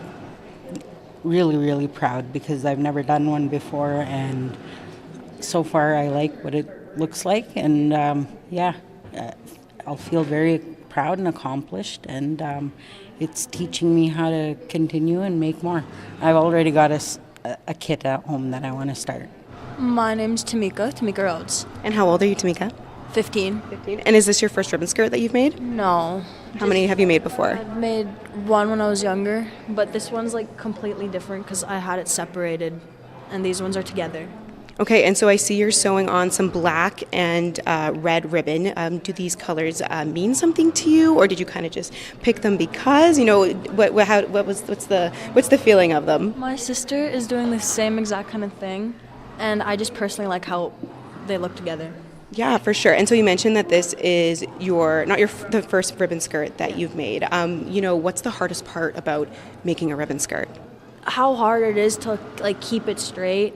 It's confusing, and I get so mad at it. I try not to throw it away. I feel the same way sometimes. And how do you keep yourself centered and calm enough to finish the skirt? I think of how my mom would look at me if I were to finish, and how happy she'd be to see me making a skirt. Yeah, and what does it mean to you to be able to make your own skirts? It means a lot. It just means everything in general. Everything's nice about it. And it's a part of my culture too, so. So what does it mean for you to be able to make an orange skirt as we approach Red Shirt Day and Truth and Reconciliation Day? For me personally, it's a good feeling knowing that I'm honoring my people and everyone that didn't have a chance to speak back then, so it just feels good. Well, that happened here at the Opaskwayak Cree Nation over the weekend. Some of the people attending a ribbon skirt making workshop over at Gordon Lathman Memorial Centre in OCN. Thank you, Sierra. Sarah Sanders was there gathering our story for us and is here with us this morning in our teepee at OCN. We're set up outside Veterans Hall as the sun is doesn't look like the sun actually. The light is just coming up maybe. It's still kind of a little bit of low-lying fog here off the Saskatchewan River this morning. It's 11 degrees in the city of Winnipeg. Well, I want to start with a little bit of building on something Sierra just said about all these high school hockey teams from across the north in Manitoba. We're in OCN here yesterday, the Big Zone 11 tournament. Lathland Wolverines did lose to Flin Flon's Hapnock Copper Queens 1-0 in the final. So congrats to Flin Flon. And with other sports news, Scott Regehr joins us now. Hi, Scott. Hey there, Marcy. So some bad news for the Jets with the regular season now just over a week away. What's up? Yeah, the news that Dylan Sandberg's going to miss the first month and a half of the season because of an injury, Marcy. The defenseman broke his wrist in what Coach Scott O'Neill calls a freak accident during their last game against Calgary. The Flames' Ryan Lomberg hit Sandberg into the boards right near a stanchion, and then Sandberg left in short order, favoring his left arm. O'Neill offered his thoughts on the situation. I'm unfortunate. He's a big part of our hockey team, but we've asked guys to step up before, and this is all part of that battle. Guys battling for jobs, and whether that's in practice or those are the exhibition games, every day you're doing something, you're being evaluated, and here we go. Now we got opportunities. Guys are going to have to step up for that spot. Yeah, Sandberg's not going to be easy to replace, Marcy. Last season, playing on the team's second defensive pairing, he averaged around 21 minutes a game. He led the Jets in plus-minus and may have been the club's most improved player, which is why the team signed him to a long and lucrative contract extension in the offseason. Now, Winnipeg's looking for his replacement alongside Neil Pionk. Cale Clegg, Hayden Fleury, and Ville Heinola are all possibilities for that gig. Winnipeg, in the meantime, plays its second-last preseason game tonight in Minnesota. Let's go to baseball. What are you watching in the Major League as the playoffs get underway today? Yeah, well, of course, the series between Boston and New York, Marcy. Whoever comes out of that best-of-3 wild card will face the Blue Jays in the next round. The Yankees are favorites since they finished ahead of the Red Sox in the regular season, ending it with 8 straight victories. New York's also hosting this wild card matchup for all 3 games, if necessary. But don't rule out Boston. They have won their last 3 playoff series against their biggest rivals and will have ace Garrett Crochet on the mound tonight. And if you're wondering who the Blue Jays might prefer, it's kind of a toss-up, really. Toronto went 8-5 against both New York and Boston this season. As for other Canadian storylines, Victoria's Nick Pivetta starts Game 1 for the Padres today. They take on the Cubs at Wrigley Field, and Mississauga's Bo Naylor will be behind the plate for Cleveland as they host the Detroit Tigers. And briefly on this National Day for Truth and Reconciliation, what is making news in Indigenous sport? Well, the continued efforts, Marcy, by the Haudenosaunee Confederacy's lacrosse teams to gain inclusion to the LA Olympics. The 2028 Games will mark the first time in a century that the sport, which was invented by the Haudenosaunee of New York, will be featured. J. Conrad Seneca is president of the Seneca First Nation, a member of the Haudenosaunee Confederacy. It's more than just a game to us as Haudenosaunee. Our men and women that are competing in lacrosse at this high level have been very successful. And I think without us being there, it's going to be a detriment to the Olympics. I believe right now is a critical time to make sure that things are set and that we have the support and recognition that we deserve and that we need to be able to compete in that Olympics. So to compete in the Olympic Games, Marcy, a nation needs to be involved in 6 different sports. So the Haudenosaunee would need a specific waiver if they're going to compete in Los Angeles. The talent's certainly there. The Haudenosaunee women's team, for instance, recently finished 3rd at the Pan American Championships and qualified for the World Championships, which will be held next year.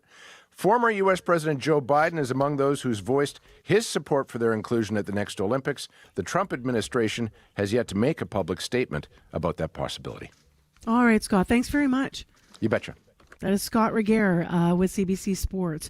Well, still ahead as we continue our special programming for the National Day for Truth and Reconciliation here from Opaskwayak, Cree Nation. The revitalization of Indigenous cultural teachings and languages is one of the developing calls to action. At 7:40, we're going to hear from a young father from OCN who says that the ceremonial people of this community raised him with his grandmother, and now he's using his music to send young people on a positive path to overcoming their own challenges, some of them with drug addiction. The lead singer of Low Budget Rockstar is going to be with us in the teepee after your CBC Winnipeg News. This is CBC News. Good morning. I'm Heather Wells in Winnipeg. At 7:30, it's clear, a little bit on the cool side. Right now in downtown Winnipeg, it's 9 degrees. It's 15 out at the airport. And it's not going to feel cool all day. In fact, very warm for this last day of September. A high today of 28, humidex at 34. It's going to be windy as well today. This is the National Day for Truth and Reconciliation, also known as Orange Shirt Day. It's the second year September 30th is a full statutory holiday in Manitoba. A number of activities are scheduled across the province. National Chief Cindy Woodhouse-Nepenak at the Assembly of First Nations says this day is about remembering those who were sent to residential schools, as well as learning to understand one another. It's always a complicated day. It brings out raw emotions on everything, but I think that we're going to get better, we're going to get stronger, and pushing education institutions to be a part of that, making sure that curriculums are up to par, that they teach the full history of this country. Woodhouse-Nepenak says she is encouraged to see many people wearing orange shirts in recent days. At the same time, she says there is a long way to go in reconciliation. A Manitoba First Nation is reclaiming its culture and language through education.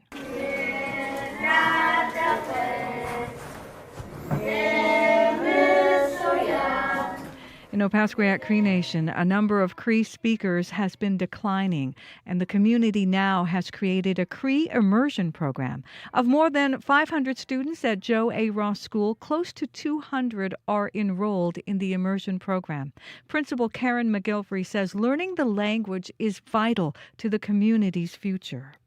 Our culture and identity is the language. It is the language and the land. So we bring those concepts together and we build that so that when the community is starting to learn that, the respect of our language, the respect of our culture, everybody will live a good life. Minupapatisiwin, it's called. The school is currently training new Cree teachers through an apprenticeship program so they can teach more students in the future. Some southern Manitoba schools are bursting at the seams with students. Seine River School Division has requested a total of 10 portable classrooms from the province, but has received none. The division's waiting for a new high school to be built. Two of its schools are making do by putting classrooms inside their libraries. Education Minister Tracy Schmidt says the province knows it's an issue. I understand that portables aren't an ideal situation for learning. I understand that cutting up a library space isn't ideal for classroom learning. That's not what I want as a parent, and that's not what Manitoba parents want. The province is looking for companies to provide more portable classrooms. More than 600 are already in use across the province. World leaders are backing Donald Trump's 20-point peace plan for Gaza. The U.S. President and Israeli Prime Minister Benjamin Netanyahu both endorsed that proposal after Monday's 3-hour White House meeting. Prime Minister Mark Carney is urging all parties to help realize the proposal's full potential. The plan is also getting the backing of many European and Arab leaders. On the ground, though, it is being met with skepticism among some Palestinians in Gaza. هذه الخطة بتصب بس في مصلحة ترامب وفي مصلحة إسرائيل. The deal only serves the U.S. and Israel, says this man. We are the victims here, he says. No one is standing with us. Hamas was not part of the talks, and so far they have given no reply, despite an ultimatum from Trump and Netanyahu. You can hear the latest national and international news coming up on World Report at 8. Northbound Main Street is closed this morning between Hartford and Belmont. Winnipeg police have been there since 5 this morning. Police expect northbound lanes will be closed at least for the next hour or so. An Indigenous leader says a sacred fire burning outside the Winnipeg Police headquarters is a step in the right direction. The Winnipeg Police Service lit the sacred fire yesterday ahead of today's National Day for Truth and Reconciliation. Recently appointed Police Chief Gene Bowers says it's important for the police service to build a strong relationship with Indigenous peoples. Assembly of Manitoba Chiefs Grand Chief Kyra Wilson says it is a beautiful gesture. It is an amazing thing to see that our chief of police is making a very big effort and wanting to connect with the First Nations community. And I believe that he is taking the necessary steps and right steps to ensure that he's engaging appropriately with the First Nations community. The sacred fire was being maintained until sunrise this morning. Then it will be left to extinguish itself in keeping with Indigenous traditions. You can find more news updated throughout the day at cbc.ca/Manitoba. Heather, I want to just mention something. You're talking about fires. So, we're out here in this teepee outside Veterans Hall in OCN this morning. There's 3 teepees set up, but there's also a fire pit that they've set up. And I just want to mention what they're going to be doing with it because they believe that this is actually going to happen at some communities across Canada. It's something different for them here at OCN. So they're printing off pictures of Guy Hill and McKay residential schools, which are both very nearby here. So a lot of the people from community, if they aren't school survivors from those spaces, they have obviously relatives that are. But people that will be here today at the Veterans Hall for their ceremonies today will be, told that if they would wish to, they could take one of those photos and come out here to the fire and do what they're calling a letting go ceremony and put those pictures of the schools into the fire. Oh, wow. As a way for closure, I guess. As a way for closure, yeah. And we'll be invited also to share their stories if they should wish so. And some people may just want to quietly not say anything and just, put that picture in the fire. And fire is really moving. symbolic, isn't it? Kind of purifying, healing. It certainly is. Let's remind ourselves here about the calls to justice. So it's been 10 years since Murray Sinclair talked about the calls to justice, and we had 94 of them, and only 13 of them have been completed. And those calls are categorized, right? We're talking child welfare, languages, education, cultural revitalization, and justice. So those are the groupings. We're going to hear more about that throughout the program today. We're also going to hear late Murray Sinclair's voice. It's the first Truth and Reconciliation Day without him.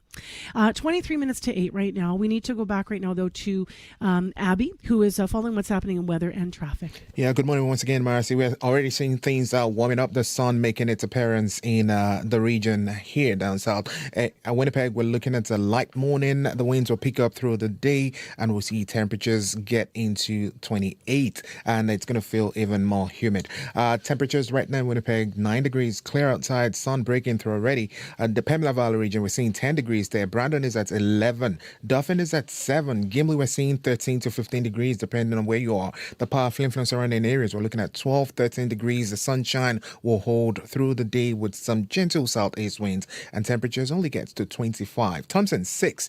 Clear conditions we have, but some clouds will roll in later. Temperature holds steady around 20 degrees. And for Churchill, we're looking at 8 degrees right now. Cloudy start. Sunshine will mix with the afternoon conditions, and we'll see temperatures just get to around 14 degrees. Now for traffic, remember for today's special event, a lot of sport downtown will be closed for events. We're talking about parts of Main Street, York Avenue, Portage Avenue, Edmonton Street, and the Fox, where the walk will start all the way down to the RBC Convention Center later this morning. You will be noticing people on the road, so you should find alternate routes. And also, you can check the city's 311 sites, a 311 page for tips and how to navigate through the roads today. You see anything in traffic, you let us know. 788-3093. Thanks very much for being with us, Abby, and covering that from Winnipeg. Well, up next on the program, my next guest calls himself a child of this community. In fact, Kenny Henderson, spirit name White Eagle, says that the ceremonial people in Opaskwayak Cree Nation raised him alongside his grandmother. It's no wonder you can find him having a coffee and speaking the language, often some swampy Cree, with elders at the local mall here. If he's not there, he might be on tour, trying to spread his positive message to young people through music. Henderson is a young father himself. He's the lead singer of Low Budget Rockstar here in OCN. Next month, he has shows, in fact, in 10 different Indigenous communities across Manitoba. You can check him out on Facebook like I did last night. And I'm so glad you're able to be here with us in your community and in the TP, Kenny. Thank you. Good morning. Katamiskat now. Wow. Thank you for having me and be a part of this special day here as we celebrate Orange Shirt Day and National Reconciliation. Tell me a little bit about your community, because you shared with me that you feel like your community, OCN, is having a bit of an awakening when we were talking on the phone. In what way? Not just our community, but all across the land, Nitaskinan, we call it. The people seem to be waking up and learning about the past and all the things in the genocide, the atrocities that have happened to Indigenous people through residential schools, through government policies, through all sorts of things that we're facing on a daily, and it's affecting the quality of life for our people. So there's an awakening. People are starting to pick up their drums. They're starting to do their ceremonies. They're starting to understand their rightful place on this land as Indigenous people. And so here in Opaskwayak Cree Nation, the thing that drove our initiatives over the last 3 months, 4 months, last year and the last couple of years is the drugs and the gangs that has been plaguing our people, and it's keeping our children in a state of poverty. And children are growing up in tough conditions, and so we want to try to use our ways, our Indigenous ways, our Cree ways, Ininiwak ways, to try to show our people a new way, to show them that there's a different way in life other than drugs and alcohol. And we turn to our stuff, that the items and the tools that we were given, the drums, the rattles, the sweat lodges, we turn to those things again because those things were taken from us a long time ago. And so as we collect it back, this way of life, you know, we can see people, our people, growing healthy again. We can see the change that needs to happen from 1867 to now, that there's almost 200 years there of assimilation, I guess you could say. I want to ask you about some of the change in your own life that follows some of the things that you're trying to now encourage young people around. You talked about what concerns you about your community. Mm-hmm. I mean, you go out with your music and you share that, and you share the positive messages about other ways, but also about reclamation of culture. Now, you shared with me that you yourself, you left school at 13, joined a band, eventually returned, went to university. I know that for you, education's been important, but also that cultural teachings have been critical. You also shared with me you were raised by your grandmother because when you were young, you went through a CFS apprehension and kind of went searching for male role models in the community. Really, you said it was so spiritually important to you. When you think about culture, how important was that? When you talk about it so passionately, does that come because in your life it was? Yes. How did it build the man you are today, sitting here as a father now to your own son? Yes. When I was 11 years old, a school worker, she took me from my class there, and she brought me to Do you need a second, Ken? It's okay.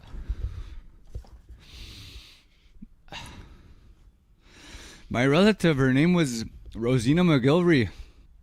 I was an 11-year-old boy at the school one time, and she took me to a ceremonial place, a ceremonial home. And when I got there, I was attracted to the light. It's called a home fire, and it has to do with the family unit. It starts with the creator, the parents, the man and the woman, and the children and the grandchildren and the grandparents and so forth. And so when I got there, she said to that man, "This boy needs somebody." And that man just nodded and took that responsibility right then and there and said, "Okay, come in. The children are in the room, they're playing." And so that's how I was introduced to that family. And I started going to ceremonies, sweat lodges. I thank my teacher, Opaskwayak, up in the spirit world, and my beautiful family, Mama Bear, and my siblings. I thank them for helping to raise me. And so when I started going to sweat lodges, I started praying. I got my Cree name as soon as I showed up there. They told me it was White Eagle. And it's taken me a long time to understand my name, and I'm just starting to reignite that teaching today. And so I've showed up to ceremonies by myself as a young child, 14, 15, searching for that light and that home fire and that thing that's been missing from a lot of our homes. And that has to do with the family unit, So I know you're going to drum in a moment, which is going to be very powerful. And I thank you for all that you were sharing with us today. It is going to have deep impact resonating with all those people that you want to reach, I know. I want to ask you what your final message is before you drum for us on this Truth and Reconciliation Day. Not just for the youth, but maybe for anyone you want to speak to today, Kenny. Well, my message, especially to young Indigenous people, speak your Cree, speak your Indigenous language. Honor the children that went to residential school in that way, by speaking your Cree, your language, by hitting the drums again and the rattles, by going to ceremonies, and by getting your Cree name, your Indigenous name in the ceremonies. See, these things are very important as we go. So That is my message for anyone out there listening. Okay, I'm going to do my very best to thank you properly. Kinamaskamitan. Kinanaskamitin. I was close. Kinanaskamitin. Yes. Kenneth Henderson. And please check out Low Budget Rockstar. That's Kenny. And what he's doing across different communities. He's going to be on tour in November. And you're able to do a little singing and drum us through here? Yes. Thank you for being with us. Okay, we're going to move this microphone. This is live on CBC. We're in Opaskwayak, Cree Nation. This is the National Day for Truth and Reconciliation.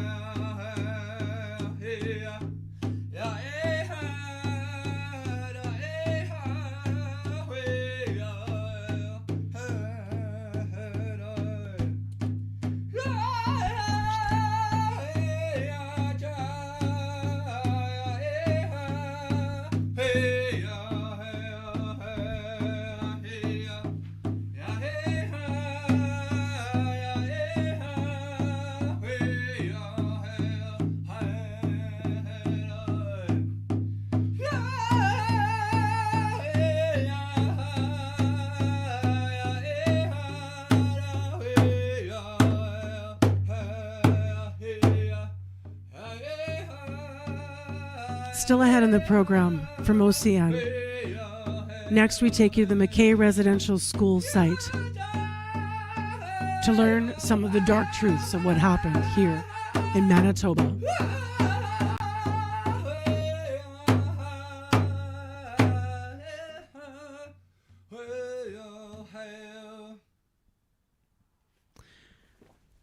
Imagine if you were taken from your life and you were put into a residential school as a little kid, and that place was so close to your home that you could see the lights.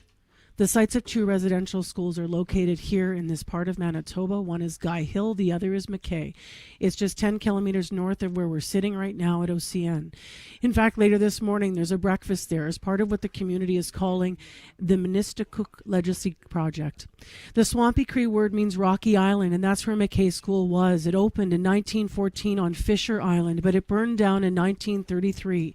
Some here say that students started that fire, though they ended up being shipped off to other residential schools farther away.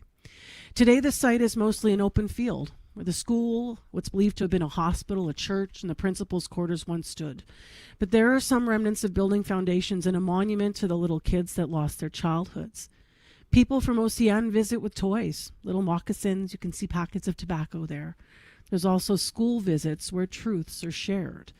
Last year, the community shared they believe they found evidence of unmarked burials at the site. CBC Manitoba's Felicia Adam went there on a windy walk over this weekend. She walked the grounds with a very special guest. My name is Janet Head. I'm from Opaskwayak Cree Nation. I'm an intergenerational residential school survivor. My voice is shaking just talking here. My mother was a reverend. She had her master's in theology. So she worked closely with the Henry Budd College here in the Paw. She took all her courses there, and she started telling her story there about what happened to her at Indian Residential School, and the Archbishop at that time and the reverends as well that were taking courses told her to get over it. And we've heard that so many times, and she was really discouraged. She came and talked to us and said, I tried to tell my story, and is what they said. I said, no, you're going to continue telling your story, Mom. I said, you have a story to tell, and people need to hear it. And she was very involved with the church. I said, Mom, why would you even want to be involved in church knowing what they did to you in residential school? And she said, I want them to know, I want Canada to know what they did to us. I said, okay, I support you in that. They said, I'll stand by you, and you could tell your story, Mom. Yeah. And so you're continuing to tell her story. Oh, you know what? Her voice, and my grandparents' voice were silenced because that's what they were told in Indian residential school. If you don't tell your story, don't say anything. If you do, we'll punish you, or we'll punish your sister, because they were punished on a daily basis in these residential schools. And for me, they weren't residential schools. They were not schools. They were prisons for children, and they were beaten on a daily basis. They were told they were no good. They were told they were savages. They were just told, and they just get emotional. Everything negative that you can think of, that's what they were told. And they were discouraged from speaking their language. They were discouraged from speaking to each other. My mom went to Prince Albert All Saints, so did her brother. She tried to go talk to her brother. She was so happy to see him. And he wouldn't talk to her, and she was so hurt that he wouldn't talk to her. And she didn't know why for the longest time, and he told her eventually that if I had spoken to you, you would have got punished and I would have got punished. He did get punished anyways. Yeah, the girls and boys were separated in the schools. Yeah, so when she seen him, it was like through a fence. Yeah, calling out her brother. And so here on McKay, how long have you been working? We started this program. It's called Ministiguk Legacy Project, and it's for me it's heart work, but it's also hard work because we're looking for missing children that never returned home. So we're looking for the unmarked burials of children, and we did that last year. We brought in cadaver dogs, and they're called historic humane detection dogs. And there's two of them. They always work in twos because one will find an unmarked burial and the other one will go and verify. So they came here last year, and they did their work all throughout this field. And we knew they wouldn't find anything here in the open field. They wouldn't bury children out in the open. So we started looking in the woods, and the school was here. So there's another point of interest. The cadaver dogs found. We put a orange flag wherever the dogs barked, and we brought the funeral director here because he was the one that made the monument. And he started picking up the rocks. He said, "This is a burial. There's a burial mound." So this is a point of interest of one or more unmarked burial of a child. And again, you'll see toys here and tobacco ties. So those are the prayers for the children that never made it home. And so tell me about last year. What was the importance of what happened last year? That's so important. Just bringing the kids here and telling them their story, our story, what happened here. And they got it. They asked so many questions. Well, why would they hit children? Did they get to go home? How come they kept them here? Why was the principal's house so far from the school? They asked the best questions. And yeah. These were kids from grades 5 to 8. Grade 5 to 9. Yeah. So they're coming on the land and they're learning what happened here. We had 7 busloads of kids come here last year. We weren't expecting that many kids, but we welcomed them here. That was our first year cultural camp here. So not only did we do tours of the site, we had hide tanning, birch bark making, medicine picking, bear grease making, and they just got into each of the cultural activities. And you're educating the younger generation. Why is that so important? It's important to connect the two because that's what we missed out on.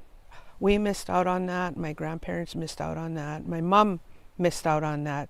She was next in line to get my grandmother's teachings on medicines, and she was taken off the streets of OCN at 7 years old, without her parents, my grandparents' permission.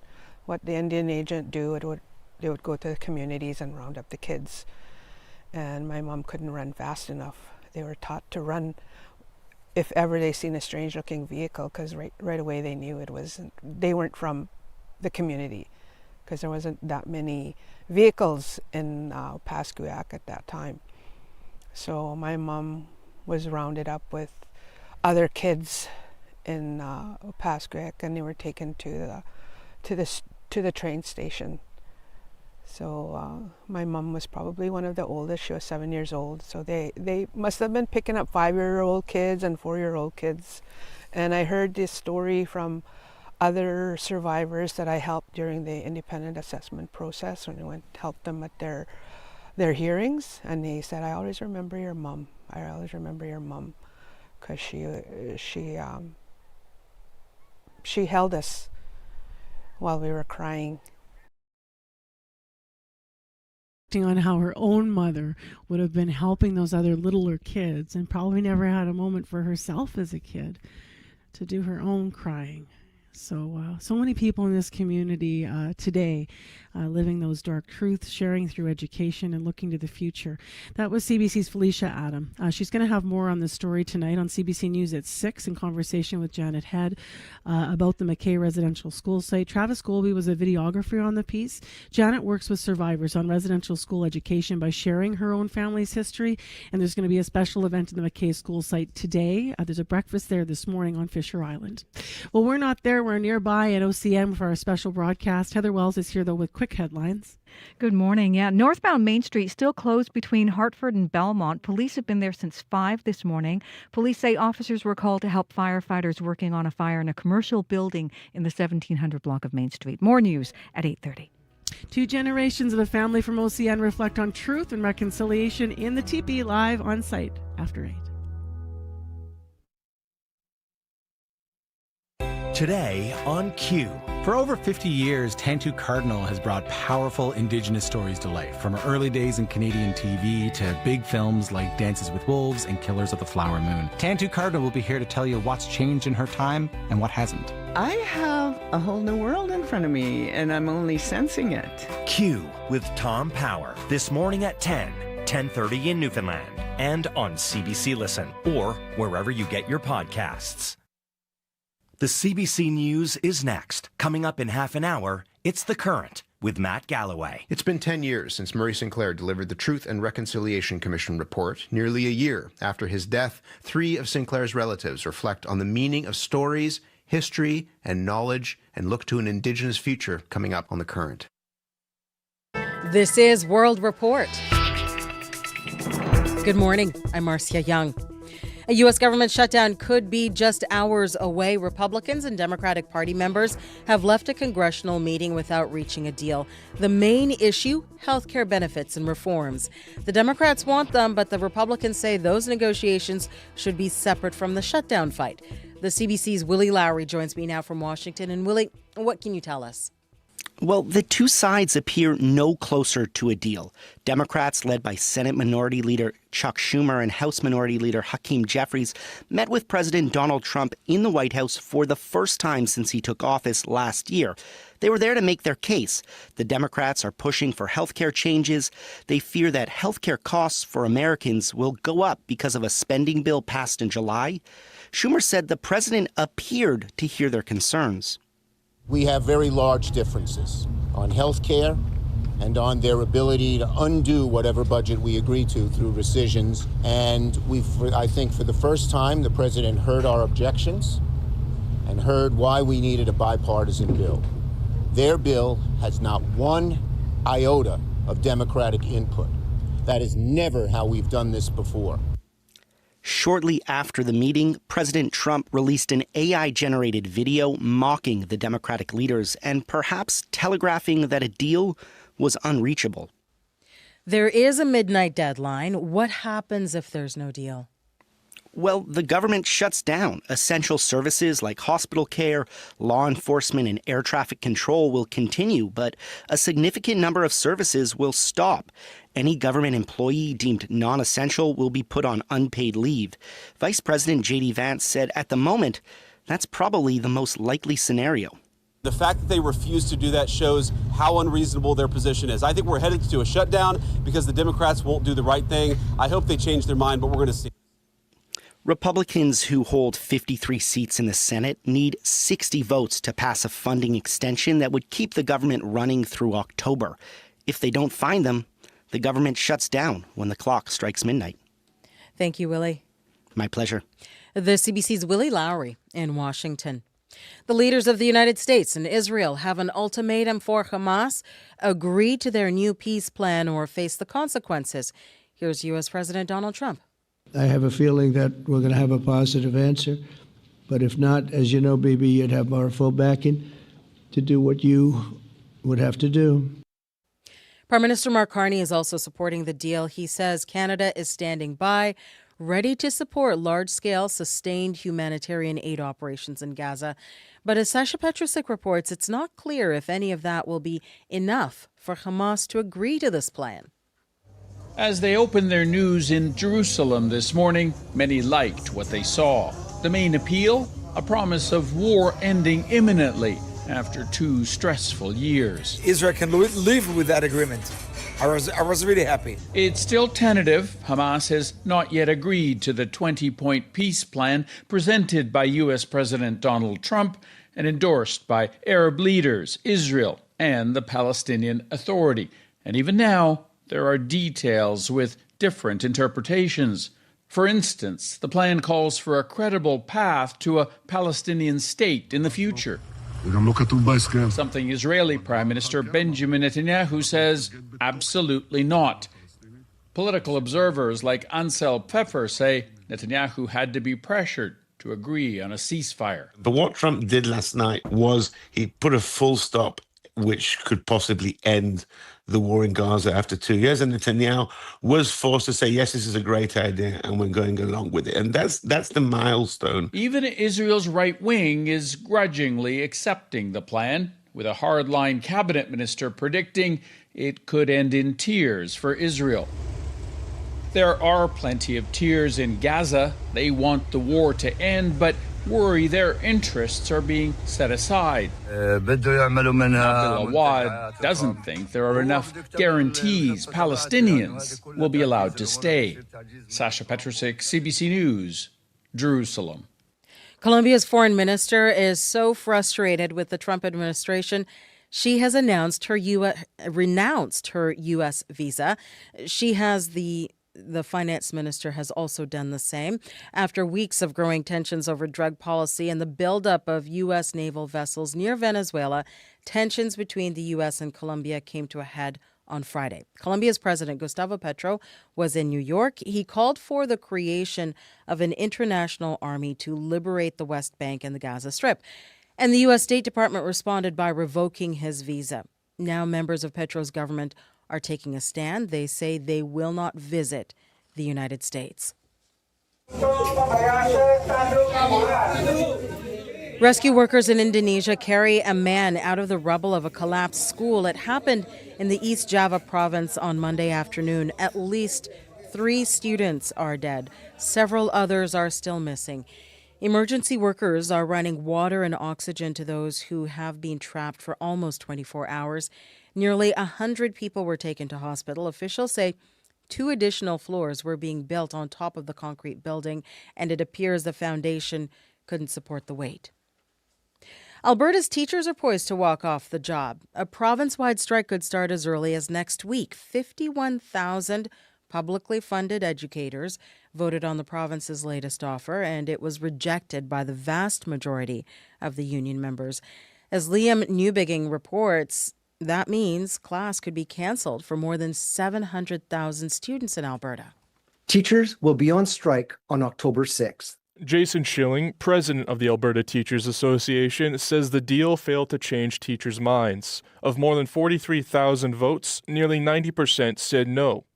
The government previously offered a wage increase of 12% over 4 years. New to this deal were commitments to hire more teachers and assistants. It's just not enough for what we're seeing in our classrooms. Schilling calls it a drop in the bucket, saying the job is complex. Teachers have to deal with special needs students and others with health challenges. Janelle Melanchuk, a teacher from Red Deer, says after 21 years on the job, the strike feels necessary. It's the last straw. Enough is enough. We can't keep going on this way. It's not fair to the kids. From kindergarten to grade 12, 700,000 students could be staying home from school. While Greta Gerstner says she's been prepping her child for that outcome, she thinks teachers are in the right. They are willing to stand up for our kids, right? And fight, even though it's going to hurt them financially. To me, that means a lot. On Monday, failing a settlement, the picket lines will go up. Schilling says the ATA is still open to talks with the province. Alberta Premier Danielle Smith called the contract rejection a disappointment and that she'll have more to say later today. Liam Newbegin, CBC News, Edmonton. On this National Day of Truth and Reconciliation, the next generation of family doctors is thinking about its role in eliminating racism from the healthcare system.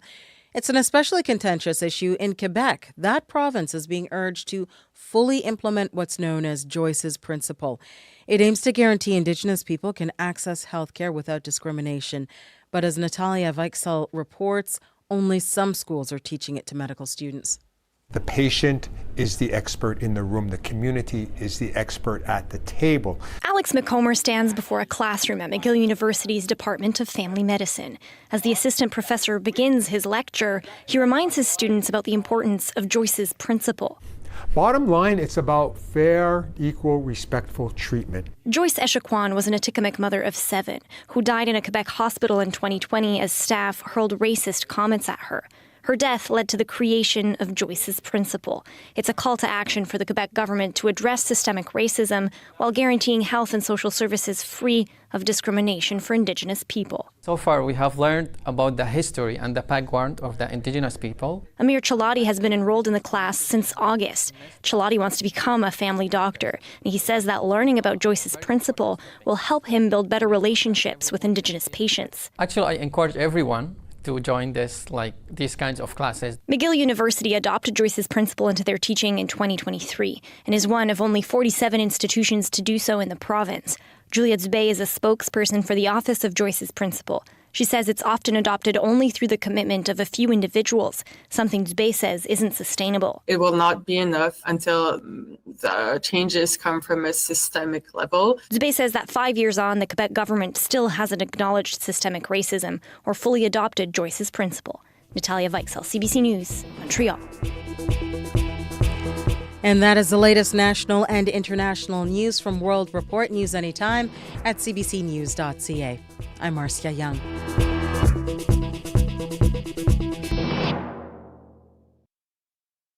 To know truth, we must begin by telling it. I want to go home. I want to be with my parents.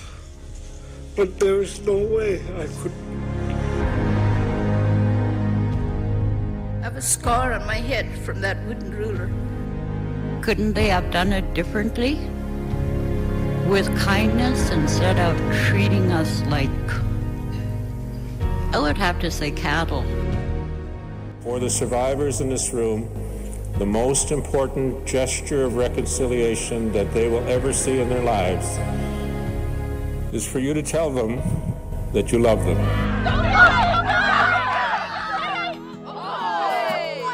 What does Orange Shirt Day come to mean to you? It reminds me of residential schools and how far we came and how we're still here. It's crazy to think that what we went through and how we're still here, still surviving, still here. Yeah. Hello, my name is Jersey Young. Hi, I'm Kimberly. I'm grade 11 at Oscar Laughlin. And you're listening to Information Radio. Live from Opaskwayak, Cree Nation. Go Wolverines. Good morning, everyone. What a special day we've had here. We are broadcasting live from OCN. We're inside the TP outside Veterans Hall, right in the heart of the community, some 6 hours north of Winnipeg today on this National Day for Truth and Reconciliation. Powerful to hear the words of the late Murray Sinclair there talking about what is needed to move forward in this country. And it's simple. It's love in many ways. It's respect. It's getting to know each other. But it's also about learning hard truths, and it's also about the future. I love hearing those young people over at the high school here talking about what it means to them, residential school survivors, the stories, and moving forward as the bright young lights that will bring us all together. To that end, this hour in the teepee where we're broadcasting from, we have two generations of one family with us today. We have 11-year-old Kiefer, who's going to talk to us about Orange Shirt Day a little bit. His mom, Stephanie Cook, is here. Stephanie says she's grateful, but also just a little jealous that her young son and her father can exchange some exchanges in Swampy Cree. It's a language that was mostly lost to her generation. We're going to hear more about how the reclamation of language is one of those things that paves the way for reconciliation. So we have that coming up. And also this half hour, we've got quite a lovely story we'll bring you. Two elders sitting by a lake, Pike Lake, by the way, which is just right in this community, and a newly elected councillor from OCN. We'll hear them this half hour and their lovely messages about reconciliation to the youth of this community. Right now, let's go to Heather Wells. It's 8:12 a.m. It is September 30th, Tuesday morning, and she's here with your headlines. Good morning. And you know how students in schools begin their day singing the anthem? Well, at OCN, they sing the anthem in Cree.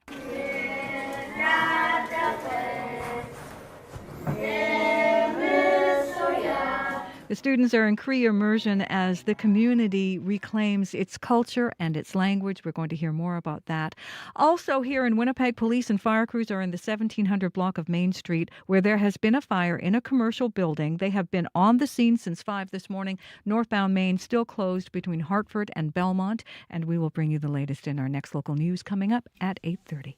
All right, well, let's build a bit on traffic and weather with Abby.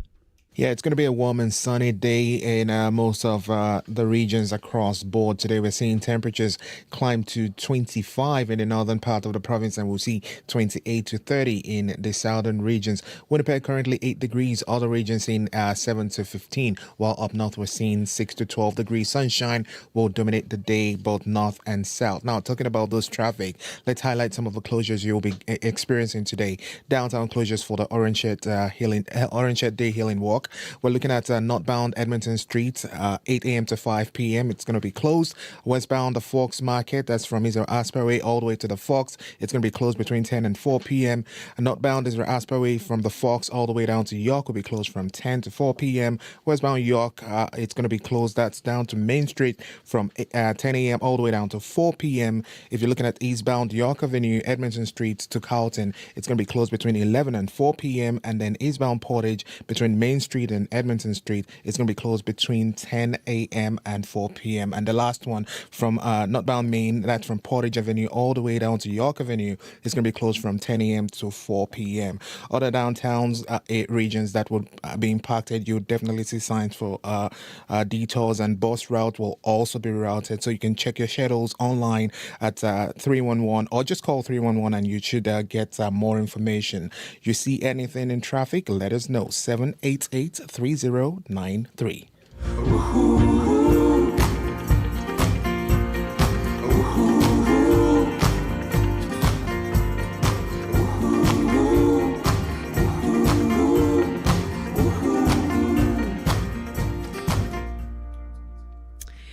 Well, when we're talking about truth and reconciliation in this country, one of the things that comes up repeatedly is the idea of intergenerational effects of these 7 generations of students who went to residential schools. And the late Justice Murray Sinclair, who 10 years ago read the calls to action for TRC, 94 of them, only 13 are complete, others in progress, said 7 generations of children went through residential schools. It may take a few more generations to fix this moving forward.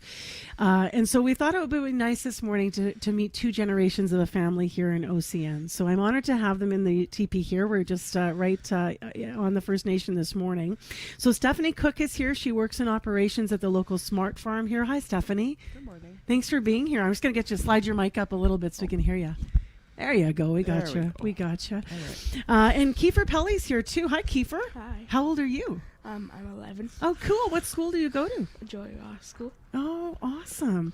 Now, both of you I know have talked a bit about Orange Shirt Day, and I know Stephanie and your family, your grandparents would have been residential school survivors. Yeah. Guy Hill, near the which is here near the airport in the Paw, would have been one of the places that your family members would have gone. Your dad was a day school survivor. Did you grow up knowing about residential schools? Tell me a bit about that. Well, I wasn't exposed to residential schools until I was in my late 20s, probably about 25, 26. I was at that age where, I guess, trying to find out who I was, where I come from, what my family had done in the past. So, with questions, I approached my dad's mother, the late Eileen Cook, and started asking her questions about, like, well, where did you come from? And initially she was very taken aback by it, I guess, but very hesitant at first. And as we grew older, because I can't remember how many of us are all together, but we're a very big family, and unfortunately, due to residential schools, not my mom, but my dad's family was separated. So my dad didn't know his siblings up until he was in his late teens, late 20s. And then he came out, when he came out of the bush and was, hiding from being scooped up and all that. Yeah. So for me, when they first told me that they were residential school survivors, I was like, no way. You guys? Yeah. Just because growing up, they never talked about it. They never shared stories. But your dad couldn't be here today with us, but I actually had the opportunity. You guys were so generous that yesterday when you were having coffee, I called and we were all talking. I crashed your coffee date. But he was sharing, one of the things he said with me that really stayed with me was that because of his experience, his mom, because of her experience, wasn't able to show love in the way that maybe he would have hoped in terms of being hugging. But I heard, because of that, Kiefer, I heard that your grandpa hugs a lot. Does he? Yes. Yeah. He said it might be annoying because he tells you he loves you all the time. Yeah. Yeah. I just think it's interesting when, you think about your mom saying, she didn't know very much. What do you know about Orange Shirt Day and residential school stuff? My she always, usually when I'm hanging out in my living room when she's there, she would tell me a story about what she was doing when she was in residential school. So she shared with you. You would hear that. Yeah. And what do you know about Orange Shirt Day and what it means? Do you learn a little bit about that in school? We usually learn it in September. Mm-hmm. And what can you tell me about it? Why do people wear orange? Do you remember? Your mom can help too. What's it all about? Do you remember what we talked about yesterday? What Mrs. Umperville taught you last year about Orange Shirt Day? No. He was actually one of the students in the buses that went down to Fisher Island last year that you guys were discussing. Wow. And his teacher took the class down there, and I was very taken aback too by what he told me the next day, the story of... What did you think when you were there? So Orange Shirt Day is about... we're just having some mic trouble. We might have to get you guys to speak up just a little bit. Okay. Our mics are just a little soft here. What did you went to this McKay residential school site then? Yeah? What did you think, first of all? It was I don't know how to explain it. What did it feel like when you were there? It was sad. Yeah. Lots of elders were tearing up. Yeah. Yeah. And we wear orange shirts because I guess one of those elders back in the day named Phyllis, her granny gave her a shirt that was orange and they took it away from her. Yeah. Yeah. Yeah. There's this lovely thing about today where everybody is going to spend it in different ways. How will you spend the day and why? Well, for me, I'm just going to spend the day with my son. One of the things I always tell him is, your job is to be a child. Your job is to enjoy being a child. I always tell them that because growing up, even as myself as a child, I didn't have the close relationship that I have now with my parents. Growing up, hugging was not a part of our everyday activities.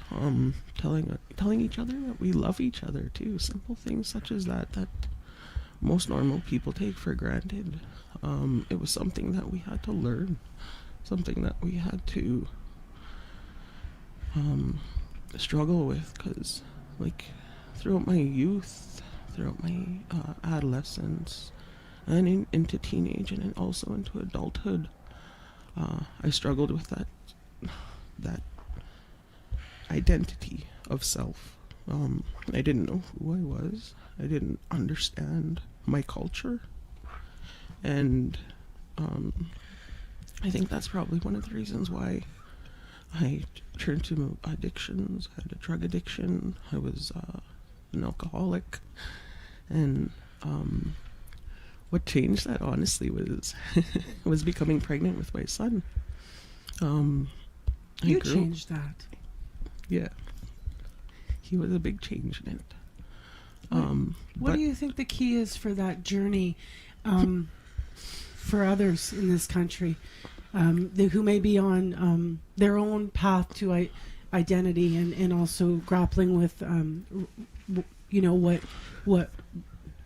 what reconciliation's going to mean, and what a better life, health, relationship, what that's going to mean for them? What do you think is going to be key to that for people, Stephanie? Right now is just learning to love ourselves, because I know there are so many people in not only here but elsewhere, who are struggling with addictions because they don't have that sense of identity. The reason why I say that is because I was one of those people once upon a time. I struggled with a lot of things growing up, and I just thinking about it now, like, wow, that was quite a big shift in my life, from being under the influence 90% of the time, and then all of a sudden becoming sober, and having to learn how to deal with the emotion part of it. Learning how to regulate those emotions was probably one of the biggest impacts that I had on myself. Learning how to wake up in the morning, just simple things, learning how to take care of myself, feeding myself, learning how to do, diet. To move forward? To move forward, and learning how to take, like I said, learning how to take care of myself. Kiefer, today, as your mom's reflecting on today being about you, being a kid, and that being important, what do you like to do? I heard. What do you like to do? I heard you might like to fish. Yeah. What do you catch? Usually lots of pickerel. Pickerel? Okay. I heard you like to game. What do you play? What's your favorite game? What is that? City Skyline? I think it's called. City Skyline it's called? Okay. Yeah. Very cool. And can you say anything in Cree? Because I learned a few words this morning from some elders, but I heard your grandpa's teaching you a bit. Well, yeah. Well, we're working on introductions and got it. Okay. Like colors. Okay. Are you worried? Are you nervous about sharing one? I was nervous this morning, so. You remember how to introduce yourself? No. Kiefer Pelly. Kiefer Pelly, dances Nigason. Thank you He's both for very being shy. here. That's okay. That's okay. Thank you both for being here and for reflecting so personally on your journey, and also for being here with your beautiful son. You're gonna do some stuff today for Shirt Day? Oh yes. Yeah. So enjoy it. Yeah. Nice to meet you, Kiefer. Thank you. Stephanie, thank you. Yes, thank you for inviting us. So 2 generations of a family here in OCN. Stephanie Cook and her 11-year-old son Kiefer Pelly with us. We're going to give the last word in our special program today to some elders and some of those who we were met actually last night when we were beside Pike Lake. The sun was going down. Our CBC team was treated to a feast with new chief counsel, and I found myself sitting in this small circle of 3 women overlooking one of the glistening bodies of water here in Manitoba. Nancy. Hello. Hi. Hello. Who am I sitting with here in this beautiful setting beside Pike Lake? Everyone's going to be jealous when you see the pictures. What's your full name? I'm Lori Laughlin. Yeah, Lori, and I have 2 beautiful elders with me. What is your name? Bertha Ross. Nice to meet you. And what is your name? I'm Lydia Constant. Yeah. How long have you lived here in OCN? All my life, ever since I was born. Now I'm sitting beside these 2 lovely ladies. You said that you are part of creating a way for their voices, the elders of this community, to be heard. Tell me a bit about that. Well, my past term on council, I worked with the elders. We created the elders portfolio. The elders wanted to be more involved in the community. The main reason is for the elders to be able to help people in the community, the young people, the youth, anyone that has problems. You know, the elders are here. You can reach out to them, come and talk with them. They'll help you. They have the experience, they have the knowledge. They lived their life already, so you know, they're very valuable to our nation. What a beautiful thing to set up. What does it feel like when you're talking to young people? Well, I've been involved in the schools too, and that's where we talk to our kids. Yeah. How about for you? When you talk to young people, what does it feel like to talk to young people today and help them, you know, and give them your wisdom? I'm an elder at the OLC High School, and I've been there since 2016 when I retired from teaching. That's a lot of years to be doing that. I know. Yeah. I'm now, I'm 88 years old now. Wow, are you really? What do you like? Well, I drove the bus for the bus driver. I knew all of them, yeah. Yeah, and I officiated a wedding, this one too. Yeah, I did a lot of weddings and all that, yeah. So you know lots of people in this community. Yeah, because it's a reserve, eh? I have to describe where we're sitting to the radio listeners. I mean, we're on a raised platform looking out over Pike Lake, which is just expansive and panoramic, kind of a boggy shoreline and just clear and beautiful. We're here because September 30th is tomorrow. You can hear they're packing up from the feast that they gave us. Amazing food. What are you reflecting on? Can I ask? On Truth and Reconciliation Day, what do you think about? Well, being a young grandmother, I have 4 grandchildren, 3 boys and a little girl. I want to ensure that we have a safe community for our children, that they grow up in a safe community. I've heard elders say we're a caring community, and we are. I've had the opportunity to work with past great chiefs, and I remember their sayings too, you know, you got to make things happen.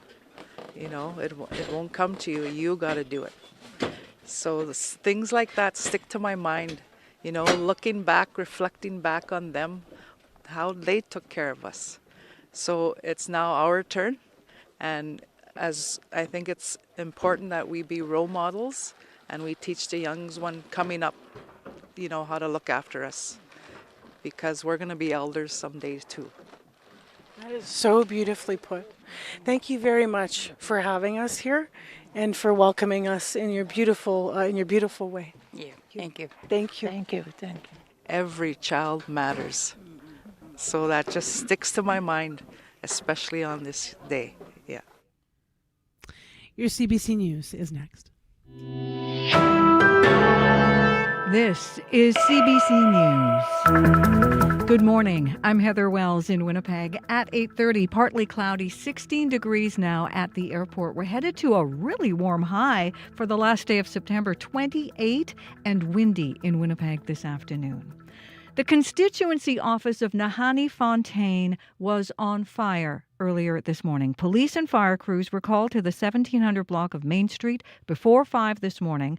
Police are now just confirming to us it is the NDP cabinet minister's office. That same office had recently been vandalized. We're going to have more on the story as further details come out. For now, we can tell you the Winnipeg Police Major Crimes Unit is investigating. Police say they have made no arrests and so far have no suspects. So once again, we'll bring you the latest on that story as we get it.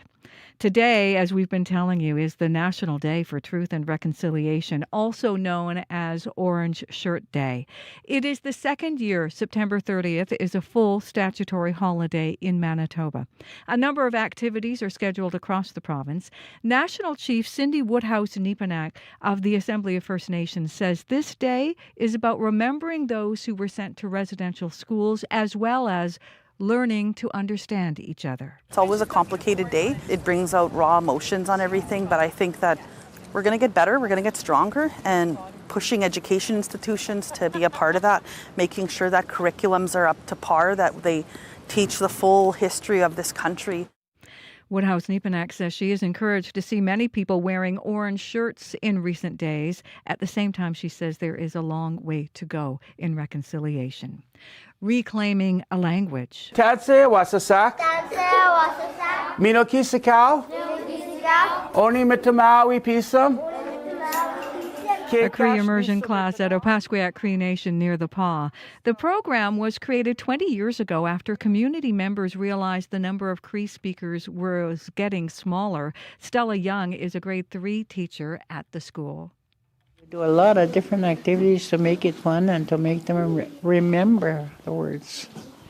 And when they see me out in the community, right away they say, "Tanchu Giskinoma," you know, that's really something. For them to say that, for them to say hello teacher in Cree, right? That's never been done before. Of the more than 500 students at Joe A. Ross School at OCN, close to 200 are enrolled in Cree immersion. Well, some schools in southeast Manitoba are feeling the strain from a growing student population. St. Anne and Labroquerie schools were forced to put 2 classrooms each in their libraries.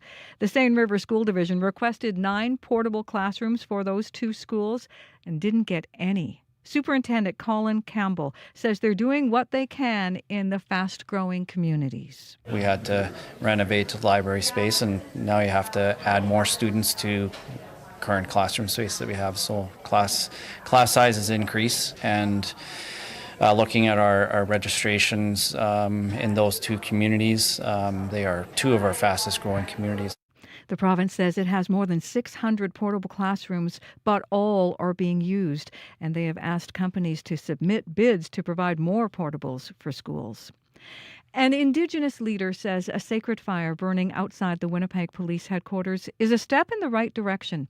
The Winnipeg Police Service lit that sacred fire yesterday ahead of today's National Day for Truth and Reconciliation. Recently appointed Police Chief Gene Bowers says it's important for the police service to build a strong relationship with Indigenous peoples. Assembly of Manitoba Chiefs Grand Chief Kyra Wilson says it is a beautiful gesture. It is an amazing thing to see that our chief of police is making a very big effort and wanting to connect with the First Nations community. And I believe that he is taking the necessary steps and right steps to ensure that he's engaging appropriately with the First Nations community. The sacred fire is being maintained until sunrise today, and then it will be left to extinguish itself in keeping with Indigenous traditions. You can find the latest news updated throughout this National Day for Truth and Reconciliation. Just head to cbc.ca/Manitoba. Well, we're just about to wrap our special show from Opaskwayak Cree Nation. Let's have a last quick look, though, at weather and traffic with Abby before we do that. Yeah, once again, Marcy, we are looking at a warm and sunny day ahead. We're seeing temperatures climb to about 25, 26 in most of the regions. And call 311 to check out where you find closures downtown in Winnipeg today. All right. Thanks, Abby. Huge thanks to everyone here on Opaskwayak for having our CBC team here, for being with us on our special day of programming today in our morning show, and also just for welcoming us here. Everybody's been so amazing here in this community 6 hours north of Winnipeg, and we kind of flew in and we doing the show, and we've had community office hours here as well, and reporters all over the community, and everyone's just been so gracious to us. Also thanks to the newly elected chief here, Michael Constant, who was with us early this morning, just to thank leadership and elders who appeared on our program, to all of our guests, and to our team. Just thanks to Sierra Sanders, as well as to Corey Funk, who's been with us here live in our teepee.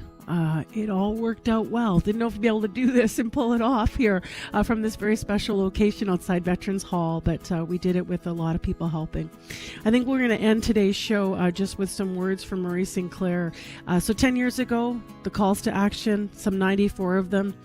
One of his famous quotes, and this is the first Orange Shirt Day without him, is, "We have described for you a mountain. We've shown you the path to the top. We call upon you to do the climbing." Have a peaceful day, Canada. Thanks for listening, Manitoba. I'm Marcy Marcusa. This has been Information Radio on Truth and Reconciliation Day. More special programming coming up on CBC.